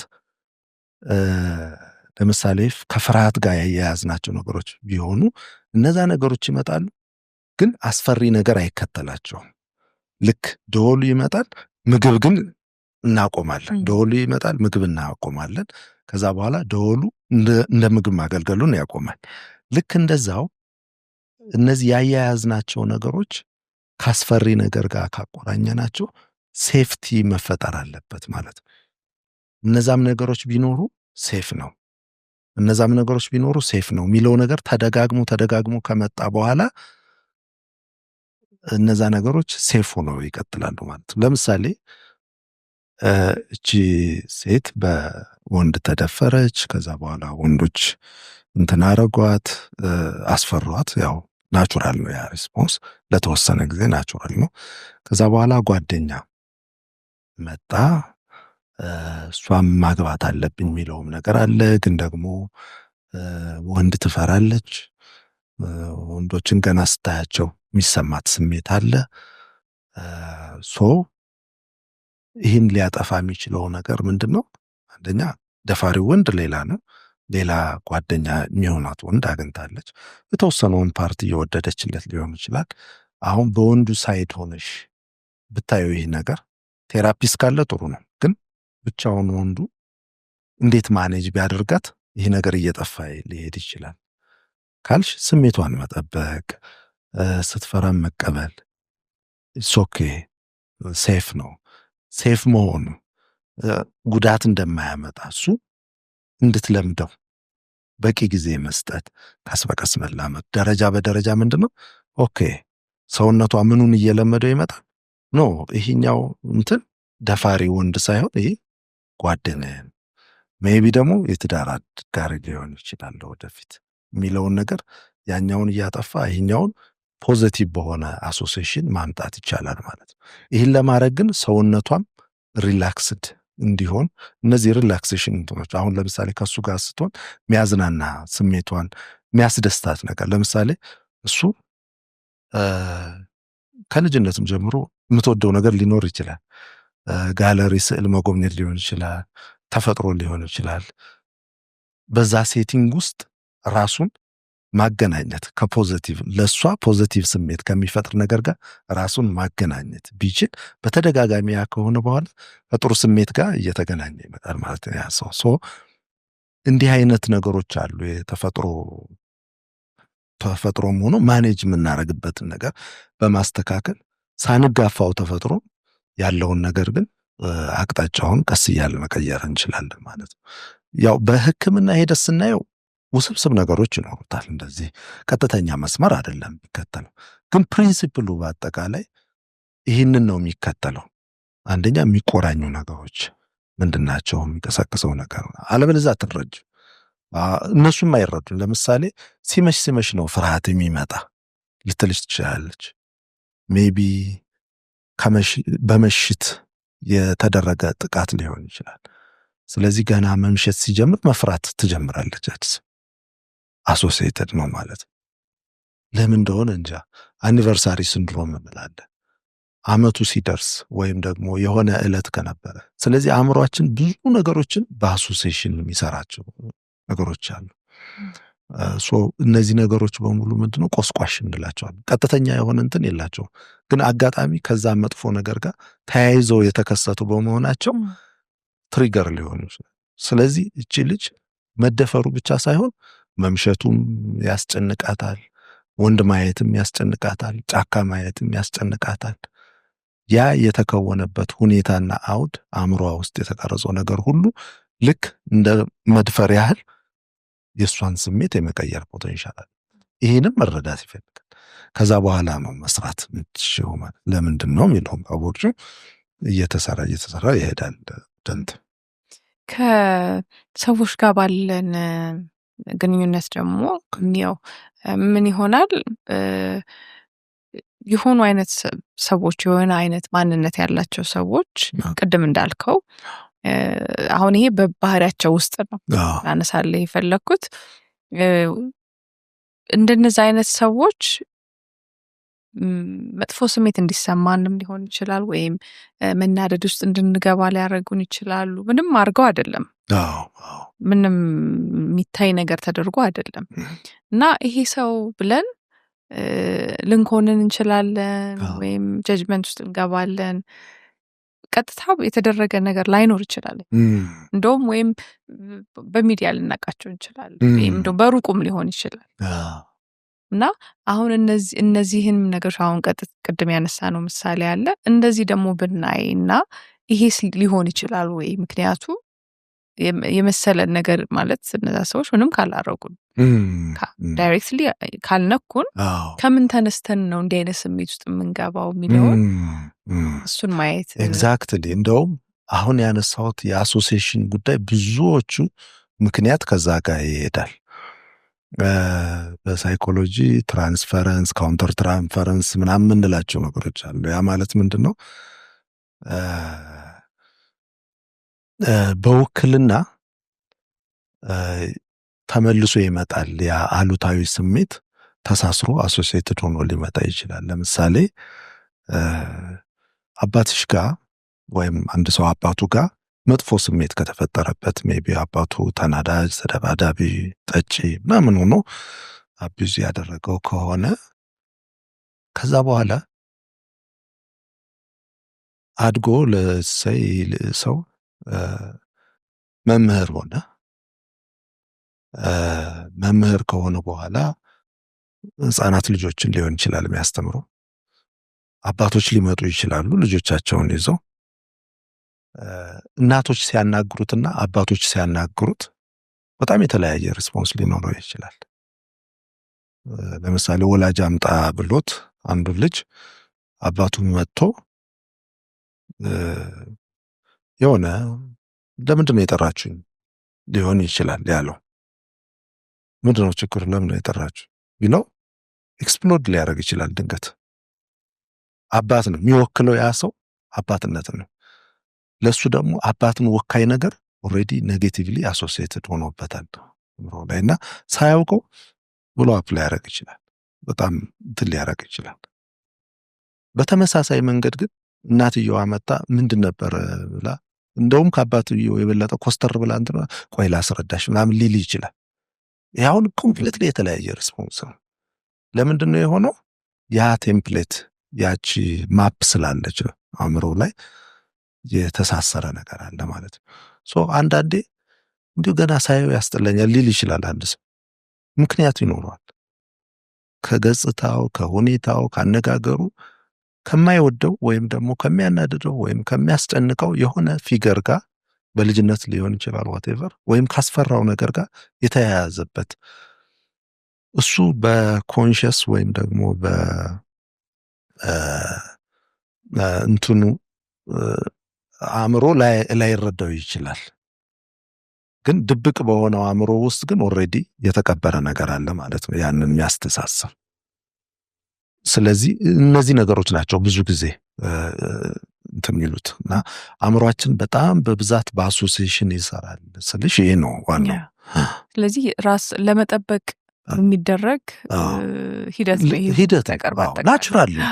ግን እኛ የሚጠበቅብን ምንድን ነው? ይህ ናቹራል ስለሆነ መጋፋት አይደለም፣ ግን ለምንድን ነው ብለን መጠየቅ ነው። ምንድን ነው ግን አባቶች ማለት እንደዚህ እንትን ሲሉ አየሽ፣ መረዳት ማለት ያ ነው እንጂ ለምንድን ነው ብለን እንትን ማለት ነው እንጂ እንዴት እንዲሆናለሁ ምናምን ብሎ ራስን ክሪቲሳይዝ ማድረግ አያድንም። ከዛ ከተረዳ ነው ለዛ ነው ለካ ኦኬ ምንድን ነው የሚመጣብኝ። ግን ቀስ እያልን ብናስበው የአባታችን ኢሜጅ ሊመጣ ይችላል እዛ ላይ። ለምንድነው አባት ምን ስለሆነ ነው?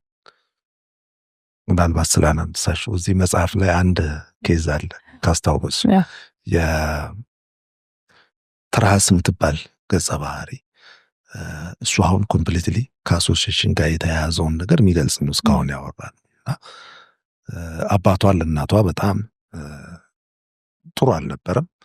ይደበድባት ነበር፣ ይጠራጠር ነበር። ያንን ከልጅነት ጀምሮ ያየችው ነገር ነው። በኋላ አደገች። አባቷ ሲሞት በጣም ተረበሸች፣ ተምታታባት። በኋላ ደግሞ ጓደኛ ስትይዝ ደግሞ ባሰ። በኋላ ግን ቀስ እያለ ጓደኛዋ ደግሞ ጥሩ አንደርስታንዲንግ ስለነበረው እየተላመደችው ሄዳ አግቢኝ ሲላት ግን በጣም ኮላፕስ አረገች። ምክንያቱም ባል ሊሆን ሆነ።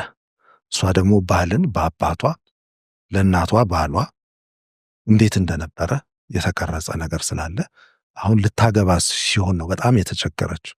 ጓደኝነቱንም እንደምንም አለፈችው። ጥሩ ሁኔታ ሆኖ የምትወደው ነው፣ እንድታገባው እኮ ትመኛለች ውስጧ። ግን ቃሉን ሲያወጣው በቃ አግቢኝ ባልሽ ሊሆን ሲላት እንትን አረገች። እና ይሄ አሁን ከአሶሲዬሽን ጋር የተያያዘ በአባቷ በእናቷ ባረገው ነገር ላይ የመጣ ነገር ይሄ የማዳን ሂደቱ ማለት ነው። አሁን እንግዲህ ችግሩ ገባን፣ ካሁን በኋላ በቃ ራሳችንን መያዝ እንጀምር ይሆናል ማለት ይሄማ እኔ ጋር ያለ ነገር ነው የሚሆነው፣ እስቲ ልመልከተው ማለት እንጀምር ይሆናል።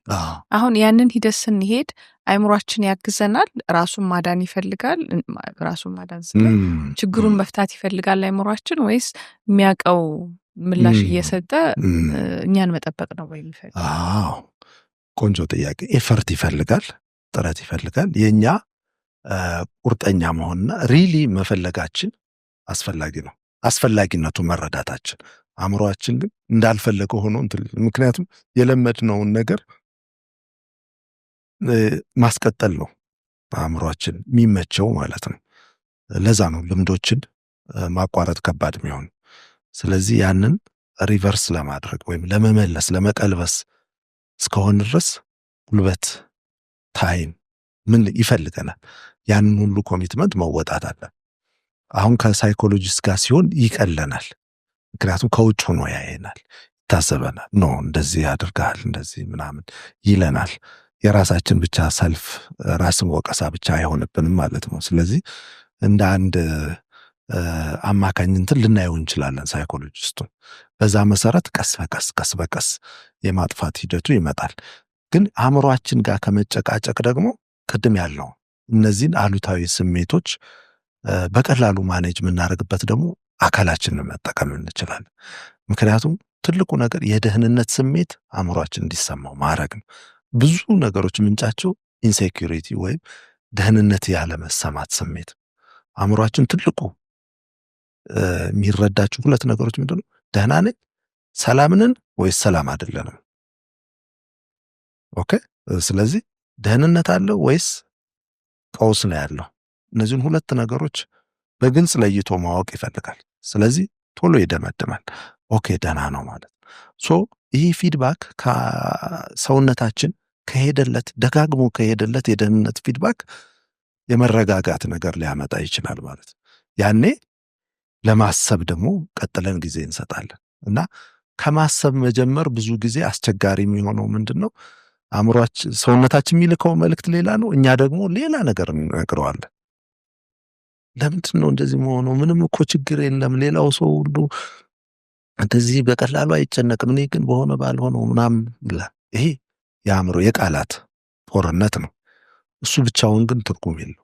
ምክንያቱም እናውቀዋለን፣ እንረዳዋለን ትክክል እንዳልሆነ የሚያስፈራ ነገር ኖሮ እንዳልሆነ የምንደነግጠው አንዳንዴ ፓኒክ የምናደርገው ምክንያቱም ሌሎችን እናያለን በእኛ ደረጃ ፓኒክ አያደርጉም በዛ ሲቹዌሽን ውስጥ። ስለዚህ እንደዚህ እኮ መሆን የለብኝም እንላለን፣ እንረዳለን። ግን ስለነገርነው ብቻ አይሰማል።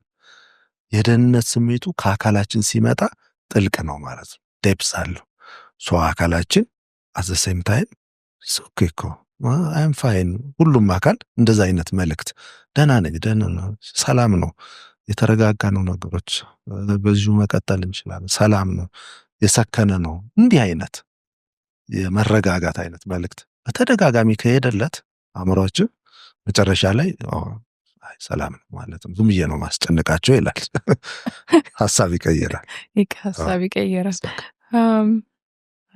በጣም ለተመልካቾች በደንብ የሚታይ ይመስለኛል አሁን እና ይህን ስናደርግ ልምምዱን ስናደርግ እንግዲህ እዚህ ቻናል ላይ የትንፋሽ ልምምድን ብዙ ጊዜ አንስተናል። አሁን እነዚህን ቴክኒኮች ከተለያዩ ባለሙያዎች ጋር ብዙ ጊዜ አንስተናል እና ይሄን ስናደርግ ስለተረጋጋን አይደለም የምናደርገው፣ ለመረጋጋትም የምናደርገው እና ምናልባት እሱንም ብትነግረን። ለምን እንደ ፕራክቲስ ቀድመን የምናደርገው ነገር ነው እንጂ አይደለም። መረጋጋት አይደለም መተንፈሱን የሚያመጣው፣ መተንፈሱ መረጋጋት እንዲያመጣት ተብሎ ነው የሚደረገው እና በጨነቀን ጊዜ ነው እንደዛ። አሁን ብዙ ጊዜ ክሊንቶች እንደው ደንበኞች አሉኝ ማያቸው ሰዎች ለምሳሌ ፓኒክ ዲስኦርደር የሚባል ያላቸው ሰዎች በጣም ይጠቅማል ትንፋሽ። መድኃኒት አንዳንዴ ሊያስፈልግ ይችላል፣ ግን የትንፋሽ እንትን በጣም ውጤቱን በግልጽ ነው የምናየው፣ እነሱም ያውቁታል። ፓኒክ ማለት ምንድን ነው? ይሄ ጭንቀቱ በጣም ጣራ ሲነካ ማለት ነው። በጣም ከፍ ይላል። በቃ ምትሞች ነው የሚመስልሽ፣ ትርታሽ ይጨምራል። በቃ ከባድ አደጋ እንዳለና ልብሽ የሚቆም ነው። ትንፋሽ ሁሉ ያጥራቸዋል ምናምንና ራሳቸውን የሚስቱ አይነት ስሜት ይመጣል። መንቀጥቀጥ አለ፣ ላብ አለ፣ ልብ ትርታው ይጨምራል ምናምን። ሲምፓተቲክ ያልነው በጣም ፒክስ ያደርግ ማለት ነው። ሶ በዛ ጊዜ የእርጋታ ኮምፕሊትሊ ተቃራኒ ማለት ነው። ከባድ ሽብር ማለት ነው በሰውነትሽ ለቀቀው። ሶ ያን ሰውነት ለማረጋጋት ያለችን እንትን ትንፋሽ እንደምንም ብለን ሰብሰብ አድርገን በዛ ጭንቀት ውስጥ ሆነን ትንፋሽ ሳብ ማድረግ ከዛ ማስወጣት። ምንም ብዙ አይነት ቴክኒኮች ይኖራሉ። ዩቲዩብ ላይ ማየት የተለያዩ እንትኖች ላይ ማየት ይችላሉ። ግን በቃ በመሰላቸው መንገድም ሊያረጉት ይችላሉ። ችግር የለውም።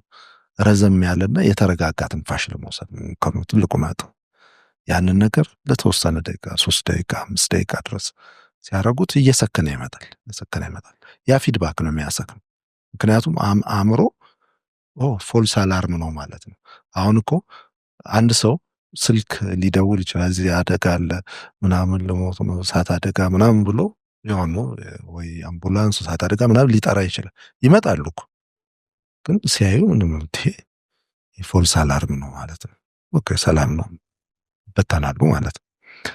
ሶ ያንን ነው የሚያደርገው። የኛ ብሪዚንግ የመጣውን እንትን የተፈጠረውን ፎልስ አላርም ሰላም ነው፣ አይ ተመለሱ፣ በቃ ችግር የለም የሚል መልእክት አእምሮ መልሶ የሴንተሩ እንዲረዳ ማድረግ ማለት ነው። ያንን አረ ችግር የለም ዝም ብለው ነው ውሸታቸውን ነው ምናምን መጥቶ ሳያይ እንደገና ሌላ መልእክት ቢደርሰው አምቡላንሱ ወይ እንትን ሳያይ መመለስ አለበት ወይ ነው አይመለስም። ትክክለኛ ስራው ምንድነው እርግጠኛ መሆን ስላለበት ማለት ነው። የተጠራበት ቦታ ሄዶ አለመኖሩን ማረጋገጥ አለበት። ቀጥታ ባይመጣ እንኳ እዛ አካባቢ ወይ የሚቀርብ ሴንተር ካለ እነሱን መላክ አለበት። አለበለዛ ግን ሌላ ሰው ደግሞ መልሶ አይ ዝም ብሎ ውሸት ነው ምናምን ቢለው አምኖ በዛው መቅረት የለበት። ለዛ ነው አእምሯችን ሰላም ነው ለምን እንደዚህ የምጨነቀው በቃ ለምን አእምሮ ይጨቀጭቀኛል በቃ አቁም ምናምን ብትዩ አያቆም። ለምን ፎልስ አላርም መጥቶለታል ኦልሬዲ። ያ ነገር እንዳልሆነ ማረጋገጫ ቦዲ ራሱ መልሶ የመረጋጋት ሜሴጅ መላክ አለበት። ይከርም ስለዚህ እችን ምናልባት የትንፋሹን ብንረዳው ቅድም ቁርጥ ይላል አይደል? ምንድን ነው ይሄ? አሁን እንተነፍሳለን። አሁን የተማሪዎች እንደዚህ እንተነፍሳለን እኮ ታዲያ ምንድን ነው ተንፍሱ የምትሉን ይሉኛል። እና ምን ማለት ነው ትንፋሽ? እንዴት ነው ሰውነት ደህና ነኝ የሚለው? አሁን ምንድን ነው እነዛ ሲስተሞች ባላንስ መፍጠራል። ቅድም ያነሳናቸው ሲስተሞች የመረጋጋት ነገር አለ፣ የሶሻል ኢንጌጅመንት ምናምን ምንለው። ከዛ ግን ሲምፓተቲክ በኋላ ደግሞ ኮላፕስ ኦር ፍሪዝ የሚያደርገው ሪስፖንስ ኤክስትሪም ወይም በጣም የተጋነነ አደጋ እንዳለ ሲቆጥር ነው ሰውነታችን። ትንፋሽ ያኔ ምንድን ነው የሚሆነው? የሲምፓተቲክ እንትን በጣም በሚበዛበት ጊዜ ጥልቅ አይሆንም፣ ከላይ ነው የሚሆነው። ስለዚህ አደጋው ስቲል እንዳለ ነው ማለት ነው። መልእክት እየላከ ያለው አተነፋፈሳችን በራሱ ትንፋሻችን ትልቁ እነዚህን የመረጋጋቱንም አደጋ የመፈጠሩንም ጠቋሚ እና መልእክት አስተላላፊ አንዱ እንትን ሴንተር ትንፋሻችን ነው ማለት ነው አእምሯችን። ስለዚህ ያን ትንፋሽ የመረጋጋት መልእክት ሞር እንዲልክ የምናደርገው እና እነዚህ ሲምፓቴቲክ እና ፓራሲምፓቴቲክ ሚዛኑን ጠብቀው እንዲካሄዱ ሲስተማችን ውስጥ ፎልስ አላርም ካለ አላርሙን ሪሴት ማድረግ ማለት ነው የሚያደርገው ጥልቅ ስናረገው ነው። በፓኒክ ጊዜ ነው የሚሉት ትንፋሻቸው ራሱ በቃ መተንፈስ ከላይ ነው የሚሆነው። ያንን ተቃራኒ ነው የምናደርገው ማለት ነው። ጥልቅ ትንፋሽ እንወስዳለን። ወደ ውስጥ ስናስገባ ሲምፓቴቲክ ነው ዩዥዋሊ እንትን የሚለው፣ ግን ስናስወጣ ፓራሲምፓቴቲክ በተለይ የመረጋጋቱ ነገር ይላል። ስለዚህ ጥልቅ ትንፋሽ እንወስዳለን፣ ያዝ እናደርግና በደንብ እናስወጣዋል። እንደዚህ ስናደርግ ያቺ ትኗ ባላስፈላጊ ሁኔታ ጥሪ ያስተላለፈችው አላርም ሪሴት ትደረጋለች ማለት ነው፣ ትመለሳለች ወደ እንትኑ። ልክ አሁን አንቺ ስልካችንን አላርም ላይ አረግነው እንላለን አይደል? ያን አላርም ማጥፋት ማለት ነው። ካላጠፋ ነው በየ5 ደቂቃው ከሞላ ነው በየ5 ደቂቃው እንትን እያለ ይረብሻል። መተኛት አንችልም አይደል? ያ ማለት ነው። ስለዚህ በጥልቀት ተነፈስም ማለት ሰውነት የሚረዳው ደህና ሰላም ነን። ችግር ቢኖር እንደዚህ አትተነፍስም። አዎ በቃ ሁሉ ነገር ሰላም ወርዷል።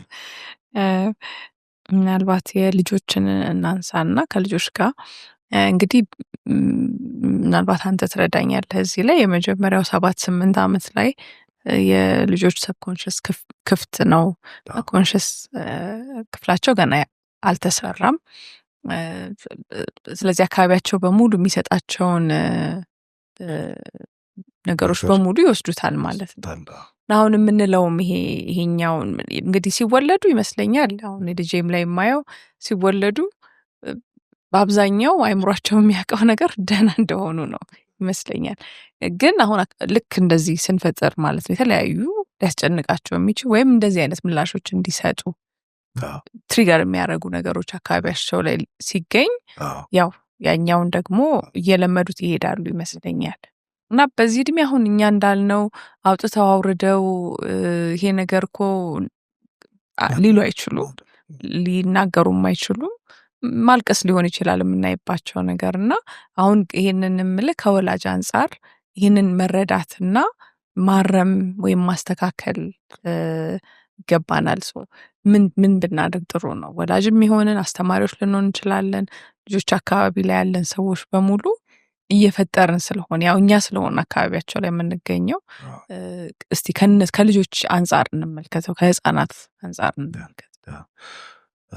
ከህፃናት አንጻር ምንድን ነው ሚዛን የሚባለውን ነገር በደንብ መጠበቅ፣ እሱን ታሳቢ ቢያደርጉ እንደ ወላጅ ወሳኙ ነገር እሱ ይመስለኛል። ያለ ምንድን ነው ሁሉም አስፈላጊ ነው። ሙሉ በሙሉ ከአደጋ ዜሮ ማድረስ ማለት አይደለም። ልጆችን በጤናማ ሁኔታ ማሳደግ ማለት ተገቢ የሆኑ ቻለንጆችን እያለፉ ተግዳሮቶችን እያለፉ ነው ደረጃ በደረጃ የሚሄዱት። ለምሳሌ እንዳይረባቸው ብለን እንዳያለቅሱ ብለን ኮንቲኒስሊ ፊድ የምናረጋቸው ከሆነ እሱ ስህተት ነው። ምክንያቱም ያ ስሜት ተገቢ ነው። ወይ እርቧቸው ወይ የሆነ ስሜት ተሰምቷቸው ማልቀስ አለባቸው። ግን ትልቁ ነገር ምንድነው ስሜታቸው ጋር መናበብ መቻላችን።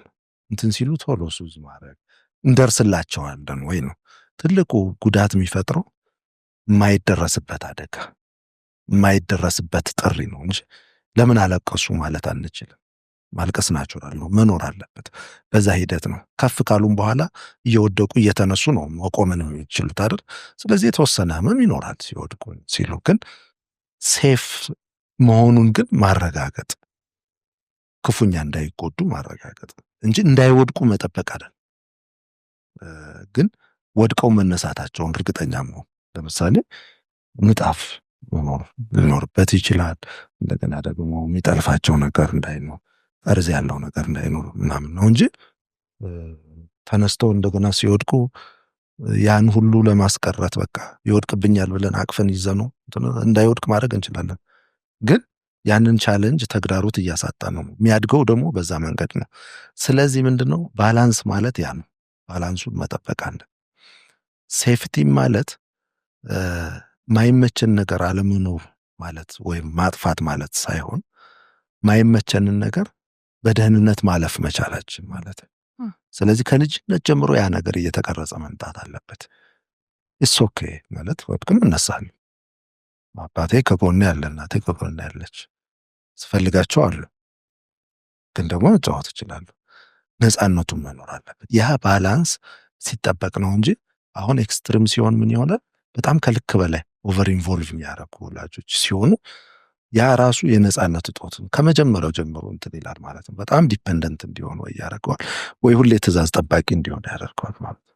ተው ረፍ በቃ ገና ከመውደቁ በፊት የሚያለቅስ አይነት ወላጅ ምናምን ከሆንሽ ያ ኤክስትሪም።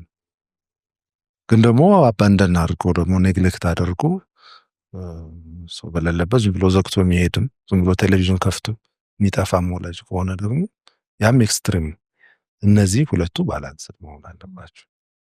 ያ ነው ወሳኙ ነገር። እንደገና ከልጆች ቀጥተኛ እንትን ያለፈውንም ኢንቫይሮንመንት ማየት አለብን። ልጆች ብዙ ጊዜ ተጽዕኖ የሚደርስባቸው ቀጥታ በራሳቸው ላይ በሚደርሰው ነገር ብቻ አይደለም።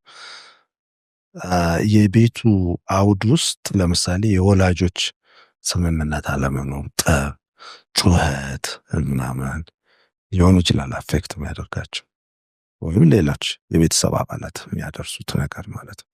ቀደም አድቨርስ ቻይልድሁድ ኤክስፒሪየንስ ስንል ከአስሩ ውስጥ በወላጆች መካከል ያሉ ጠብ፣ ግጭቶችን ዊትነስ እያደረጉ አድገዋል ወይ? ለምሳሌ አንድ ትልቅ ትራውማቲክ እንትን አሁን ትራስ ያልኩሽ የቅድሟ ካራክተር ለሷ አባቷ በጣም እንደ ንግስት ነው እንትን የሚንከባከባት፣ ግን እያየችው ግን የመጣችው ነገር ከእናቷ ጋር ያለው ነገር በጣም አስከፊ ስለነበረ ደህና ልትሆን አልቻለችም ማለት ነው። ጭንቀትና ስለዚህ ቀጥታ ለነሱን ስለተንከባከበናቸው ብቻ ሁሉን ነገር ያደረግን መስሎ ሊታየን ይችላል። አካባቢያቸውን ማሰብ አለ። ምን እየፈጠር ነው አካባቢያቸው ላይ? ስለዚህ ከባላችን ጋር ከሚስታችን ጋር ያለን ግንኙነት ሁሉ በቀጥታ ወደዛ ይላል። እነዚህን ሁሉ ነገሮች ማየት ይፈልጋል ብዬ አስባለሁ። ዶክተር ዳዊት መጽሐፍ ይሄ ነው የሁሉ ይባላል። እስቲ ሀሳቡን ትንሽ ብትነግረንና ምን ያካፍላል፣ ምን ይጠቅማል ብለህ እንደጻፍክ። ጥሩ ታንኪው ልልሽ ነው ያው ስላነበብሽው በደንብ። መጽሐፉ ያው እኔ የአእምሮ ሐኪም ነኝ። በኃላፊነትም የተወሰነ ሰርቻለሁ። አማኑኤል ላይ ስራ አስኪያጅ በነበርኩ ጊዜ ያጋጠሙ ያየኋቸው ብዙ ነገሮች አሉ።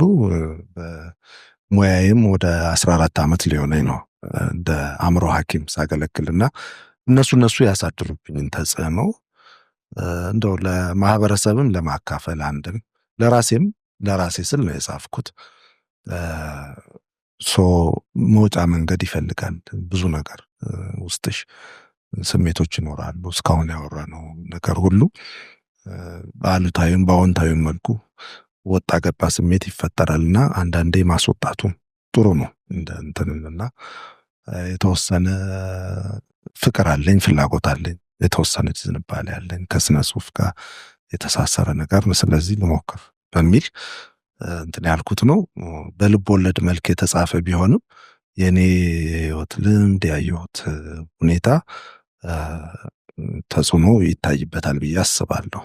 ዋና ገጸ ባህሪውም የአእምሮ ሐኪም ነው። ያው ማቀውን መጽሐፍ ስላለም በሚል ማለት ነው። ከዛ ባለፈ ፐርሰናሊ እንደ ግል ያው ለአባቴ ነው ማስታወሻነቱ። አባቴ በህይወት የለም። ስለዚህ እንደ ማስታወስም ነገር ለራሴም እንደ ቴራፒ መንገድ የጠቀመኝ መጽሐፍ ነው።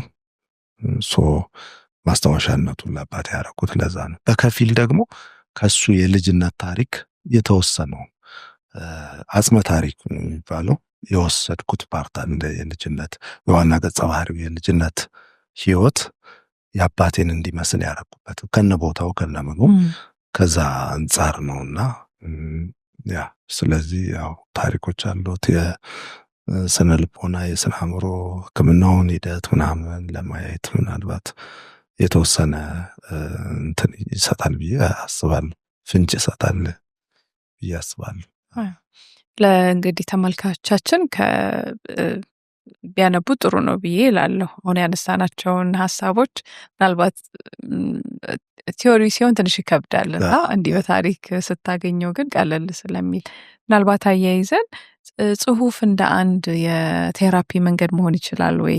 አዎ በጣም ጥሩ የቴራፒ መንገድ ነው። ብዙ እኔ ክሊየንቶችን ደንበኞችን እገፋፋቸዋለሁ፣ እመክራለሁ። አብረን እናነባዋለን። የፈቀዱትን የፈለጉትን ያነቡልኛል። በዛ አንጻር የምናየው ነገር አለና የግድ የተለየ የስነ ጽሁፍ ዝንባሌ መኖር አይጠበቅ ግዴታ አይደለም። የበለጠ ለማውጣት ሊጠቅም ይችላል፣ ግን በዛ መልክ አይደለም። እንዲሁ ስሜትን ለመግለጽ አንደኛ ያው ባዶ ወረቀት ነው፣ አይፈርድም፣ አያስፈራራሽም፣ አያስደነግጠሽም። በቃ ኒውትራል ነው። ነጭ ወረቀት ኒውትራል መካከለኛ መንገድ ላይ ያለ ነገር። ስለዚህ ምንም አስተያየት የለውም። ስለዚህ የራስሽ ፕራይቬት ስፔስ ነውና ከዛ አንጻር በጣም ጥሩ መንገድ ነው። ብዙ ሰዎች ሲረዱ አይቻለሁ በዚህ መንገድ። ለእኔም ጥሩ ስሜት ፈጥሮልኛል እና ጥሩ ነው። ማንኛውም የስነ ጥበብ መንገዶች ሙዚቃም ሊሆን ይችላል፣ ቲያትር ሊሆን ይችላል፣ ዳንስ ሊሆን ይችላል። በበጎ መልኩ የተወጠረ የተጋጨ የቆሰለ ስሜታችንን ሴፍ በሆነ መንገድ ማውጫ አሁን ደህንነት ነው ብለናል። ደህንነት ስሜት እንዲፈጠር ደህንነት ስሜት በተፈጠረ መንገድ ልናወጣው እንችላለን ማለት ነው ያንን። ምክንያቱም አርት ያን ስሜት የመፍጠር አውዱን የመፍጠር አቅም አለው። ለዛ ነው። የመጨረሻ ጥያቄ የስነ ልቦና ሐኪም ጋር መሄድ ትንሽ ስቲግማ ያለው ይመስለኛል። እና እስቲ እንዲሁ ብናነሳው አሁን ብዙ አውርተናል፣ ብዙ ጠቀሜታውን አይተናል። ግን ከየት እንደመጣም አላውቅም። ምናልባት እስቲ አንተ ትረዳኛለህ። ለምንድን ነው እንደዛ የሚሰማን? ሌሎች የሕክምና ቦታዎች ላይ መሄድ ብዙ ግን እዚህ ጋር ሲሆን እውነት ነው። ብዙ መድሎ፣ መገለል የምንለው ስቲግማ፣ ዲስክሪሚኔሽን የምንለው ነገር የበዛበት ቦታ ነው የአእምሮ ሕክምና። በአጠቃላይ ብዙ ምክንያቶች ይኖራሉ። ይህ ደግሞ በእኛ ሀገር ምናልባት የሰፋና በታዳጊ ሀገሮች በሙሉ ከባህል ከምን ጋር ተያይዞ ብዙ ክፍተቶች ሊኖሩበት ይችላሉ። ግን በእኛ ብቻ አይደለም፣ ዓለም አቀፋዊ ነው ልትይው ትችያለሽ። መታከም ካለባቸው ሰዎች ወደ ሕክምና የሚሄዱት በሰለጠነው በምዕራቡ ዓለም ግማሹ ናቸው፣ 50% ናቸው። የኛ ደግሞ ከ75 ከ90% በላይ ነው። ስለዚህ ምን ያህል ዝቅ ያለ ነው፣ በተለይ ከአካላዊ ህመሞች አንጻር ስናነጻጽረው ክፍተቱ በጣም ግልጽ ነው። የሜንታል ዝጋፕ እንለዋለን፣ ክፍተት አለው ማለት ነው። የዚህ ምክንያቱ ምንድን ነው? አካላችን ላይ ለሚፈጠረው ነገር ከአእምሯችን አርቀን ማሰብ እንችላለን። ማለት እኛም እንደታመምን ይገባናል። አንደኛ ሲቆስል ምን ሲል አይተን በአእምሯችን እንፈርደዋለን። አእምሯችን ራሱ ሲታመም፣ በተለይ ከባድ የአእምሮ ህመም ያለባቸው ሰዎች አያውቁትም እንደታመሙ። እንትን ስትያቸው እንደውም አንቺ ነሽ የታመምሽ ሊሉሽ ይችላል። አይረዱትም። እሱ ራሱ ያስቀራቸዋል። ማለት ለምን እታከማለሁ? እኔ የአእምሮ ህመምተኛ አይደለሁም እኮ በትክክል እንትን እያልኩ ነው ይላሉ። ህመም ውስጥ ነው ማለት ነው። የሚያረጉት የሚሉት ነገር ግን የተዛባ ሊሆን ይችላል፣ ወይም ተገቢ ላይሆን ይችላል። እሱ ኢንሳይት እንለዋለን። አለማወቅ ራሱ የሚፈጥረው ተጽዕኖ አለ። ለመረዳት አለመቻል ከአካል ህመም በጣም ይለያል። በዚህ ይሄ ሁሉም የአእምሮ ህመም አይደለም። ለምሳሌ ጭንቀት፣ ድብርት ትረጅዋለሽ ጥሩ ስሜት ላይ እንዳለሆንሽ ምናምን። ግን ከበድ ያሉት በተለይ መረዳት የማይችሉበት ሁኔታ ይፈጠራል። ሌላው የአእምሮ ህመም ስንል የሚመጣ ምስል ነው። አንደኛ ከምክንያት ማለት በአእምሮ ህመም በምን ይመጣል ለሚለው ያለን ምላሽም ይወስነዋል። ብዙ ጊዜ ሰዎች የሚያስቡት ወይ ከመንፈሳዊ ባህላዊ ሁኔታዎች ጋር አያይዘው ነው። ለምሳሌ ሰይጣን ነው ካልሽ ሰይጣን ነው ብቻ ሳይሆን ኦልሞስት ሰይጣን ሆኗል የሚመስል ሁሉ እይታ ይፈጠራል አንዳንዴ። ስለዚህ ለምሳሌ ሰይጣን ስለሆነ በሱ ቦታ አሁን እሱ የለም ሰይጣን ነው ያለው አይነት ነገር ይሆንና ብዙ አካላዊ ጥቃት ሁሉ ይደርስባቸዋል። ሰይጣን ነው ወይ እናስወጣለን ምናምን በሚል የተሰበሩ የቆሰሉ ሰዎች ገጥመውኛልና ይህን በግልጽ ነው የምናገረው ስላለበት። ሃይማኖታዊም ነገር ቢሆን የሰብአዊና አካላዊ ጉዳትን በማያደርስ መልኩ መካሄድ አለበት ብዬ ነው ማምነው። ምክንያቱም ያ ሰው በዛ ፖይንት ላይ አድማጭም የለውም። ቢቆስልም ቢሰበርም የሚሰማውን ህመም ያዳምጥለት የለም። ሰይጣን ነው በቃ ያዞ በደንብ ምናምን ሊባል ይችላል። እና ሁሉም ሲተባበርብሽና ሄልፕለስ ወይም ደግሞ አቅመ ቢስ ስትሆኝ ከባድ ነው። ስለዚህ እሱን ነገር በደንብ ማየት ሁሉም ሃይማኖቶች ላይ ሁሉም እንትን ላይ ያሉ ፕራክቲሶች ናቸው። ግን ይሄ ሃይማኖትን ማግለል አይደለም። እኔ እንደውም ደንበኞች ጋር ባላችሁ ሃይማኖት ጠንክራችሁ ሄዱበት እላለሁ። ግን ደግሞ ከልክ ያለፈ ጫና እየተደረገባቸው እንደሆነ ሲሰማኝ አትሊስት ላግኛቸው የሃይማኖት አባቶቹ ወይም ያን ፕራክቲስ እያደረጉ ያሉ ሰዎች እንነጋገር፣ ስልኬን ስጧቸው ሁሉ እላለሁ። እና ለምንድን ነው መረዳዳት ይፈልጋል። በጋራ ቢካሄድ በጣም ጥሩ ይሆን። ለስነ ልቦናዊ ሕክምና ሃይማኖታዊ መንፈሳዊ ነገር ሊጠቅም ይችላል፣ ይጠቅማል። ለመንፈሳዊም ያግዛል። እንቅልፍ ካጡ እንቅልፍ እንዲያገኙ ሲደረግ መንፈሳዊነታቸውን በሰከነ አእምሮ እንዲያካሄዱ የተሻለ እድል ይፈጥራል። አለበለዚያ ከራሳቸው ጋር ካልሆኑ አእምሯቸው በትክክል እየሰራ ባልሆነበት ሁኔታ ጥልቅ የሆነ መንፈሳዊነትን ራሱ ማምጣቱ ሌላ ጥያቄ ይሆናል። የተረጋጋ ጤናማ አእምሮም ሊፈልግ ይችላል። ራሱ መንፈሳዊነት የአእምሮም እንትን አለው ሚና አለው ብዬ አስባለሁ። ስለዚህ ተመጋጋቢ ናቸው። የሚጣሉ ነገሮች ነው መጣላት የለባቸውም ነው። ግን የሚያጣሏቸው አሉ።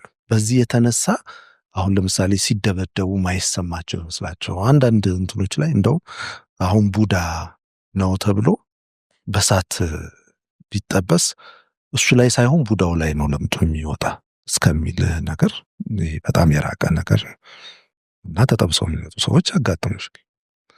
ማን ነው ለዛ የሚጠየቀው ነው። ይህ ሁሉ ነገር ምን ያደርግሻል? አእምሮዬን ታመምኩ ካልሽ በሰይጣን ተያዝኩ ማለት ነው። አእምሮዬን ታመምኩ ካልሽ ሜቢ ከሌላው ሰው ያነሰ ወይም ኃጢአተኝነት ወይም ደግሞ የሆነ የፈጠርሽው በደል ወይም እርግማን አለብሽ ማለት ነው የሚል ትርጓሜ እንደ ማህበረሰቡ ሼር አድርገሽው አንቺም ሊኖርሽ ይችላል። ስለዚህ መቀበል አትፈልግም፣ ያንን ማራቅ ነው የምትፈልጊው። በተቻለ መጠን አእምሮ ህመም እንዳይሆን ነው ብሎ ላለመቀበል ሽሽቱ ከዚህ ይጀመራል ማለት ነው። እና ይሄ ከምክንያት ነው ብለን ከምናምነው ነገርም አንጻር ሊነሳ ይችላል። ማስታረቅ ብልህ አካሄድ መከተል ይፈልጋል። ሌላው ያው ለራስ ለመቆም እነዚህ ነገሮች መብትን ለማስከበር አቅም ማጣቱ ራሱ የሚፈጥረው ነገር ታማሚ ነኝ ብለሽ ለመቀበል ያስቸግርሻል ማለት ነው።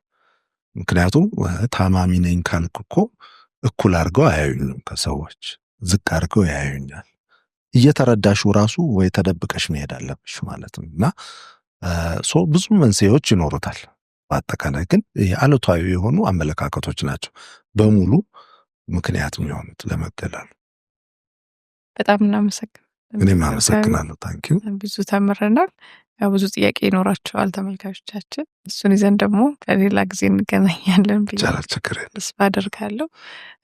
መጽሐፉን የሚገኝበትን ቦታ እናካፍላቸዋለን ከቪዲዮ ስር። በጣም እናመሰግናለን። እሺ፣ ዌልካም። እኔም አመሰግናለሁ። በጣም ጥሩ ጠያቂ ነሽ። የተለያዩ ቦታዎች ላይ በተለያየ አጋጣሚ እንትን ብያለሁ፣ ግን በደንብ ተዘጋጅተሽ መጽሐፍም አንብበሽ በስርዓት ምክንያታዊ የሆኑ ጥያቄዎችን በመጠየቅ ሰፊ ውይይት እንድናደርግ ስለተዘጋጀሽ ለዛ አድናቆቴን መግለጽ እፈልጋለሁ። ታንኪዩ። ዌልካም። ሰላም፣ እንዴት ናችሁ?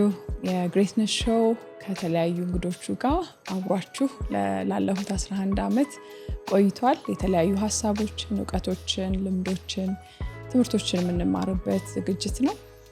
ይሄ ዝግጅት ለብዙ ሰዎች ህይወት መለወጥ ምክንያት ሆኗል፣ በሀገርም ውስጥ ከሀገርም ውጪ። አሁንም ደግሞ የተለያዩ አዳዲስ ይጠቅማሉ ብለን የምናስባቸውን ዝግጅቶች ወደ እናንተ እናቀርባለን። በዚህ አብራችሁን ለመሆን ሰብስክራይብ እያደረጋችሁ ሀሳባችሁን እየሰጣችሁ ቤተሰቡ ነው።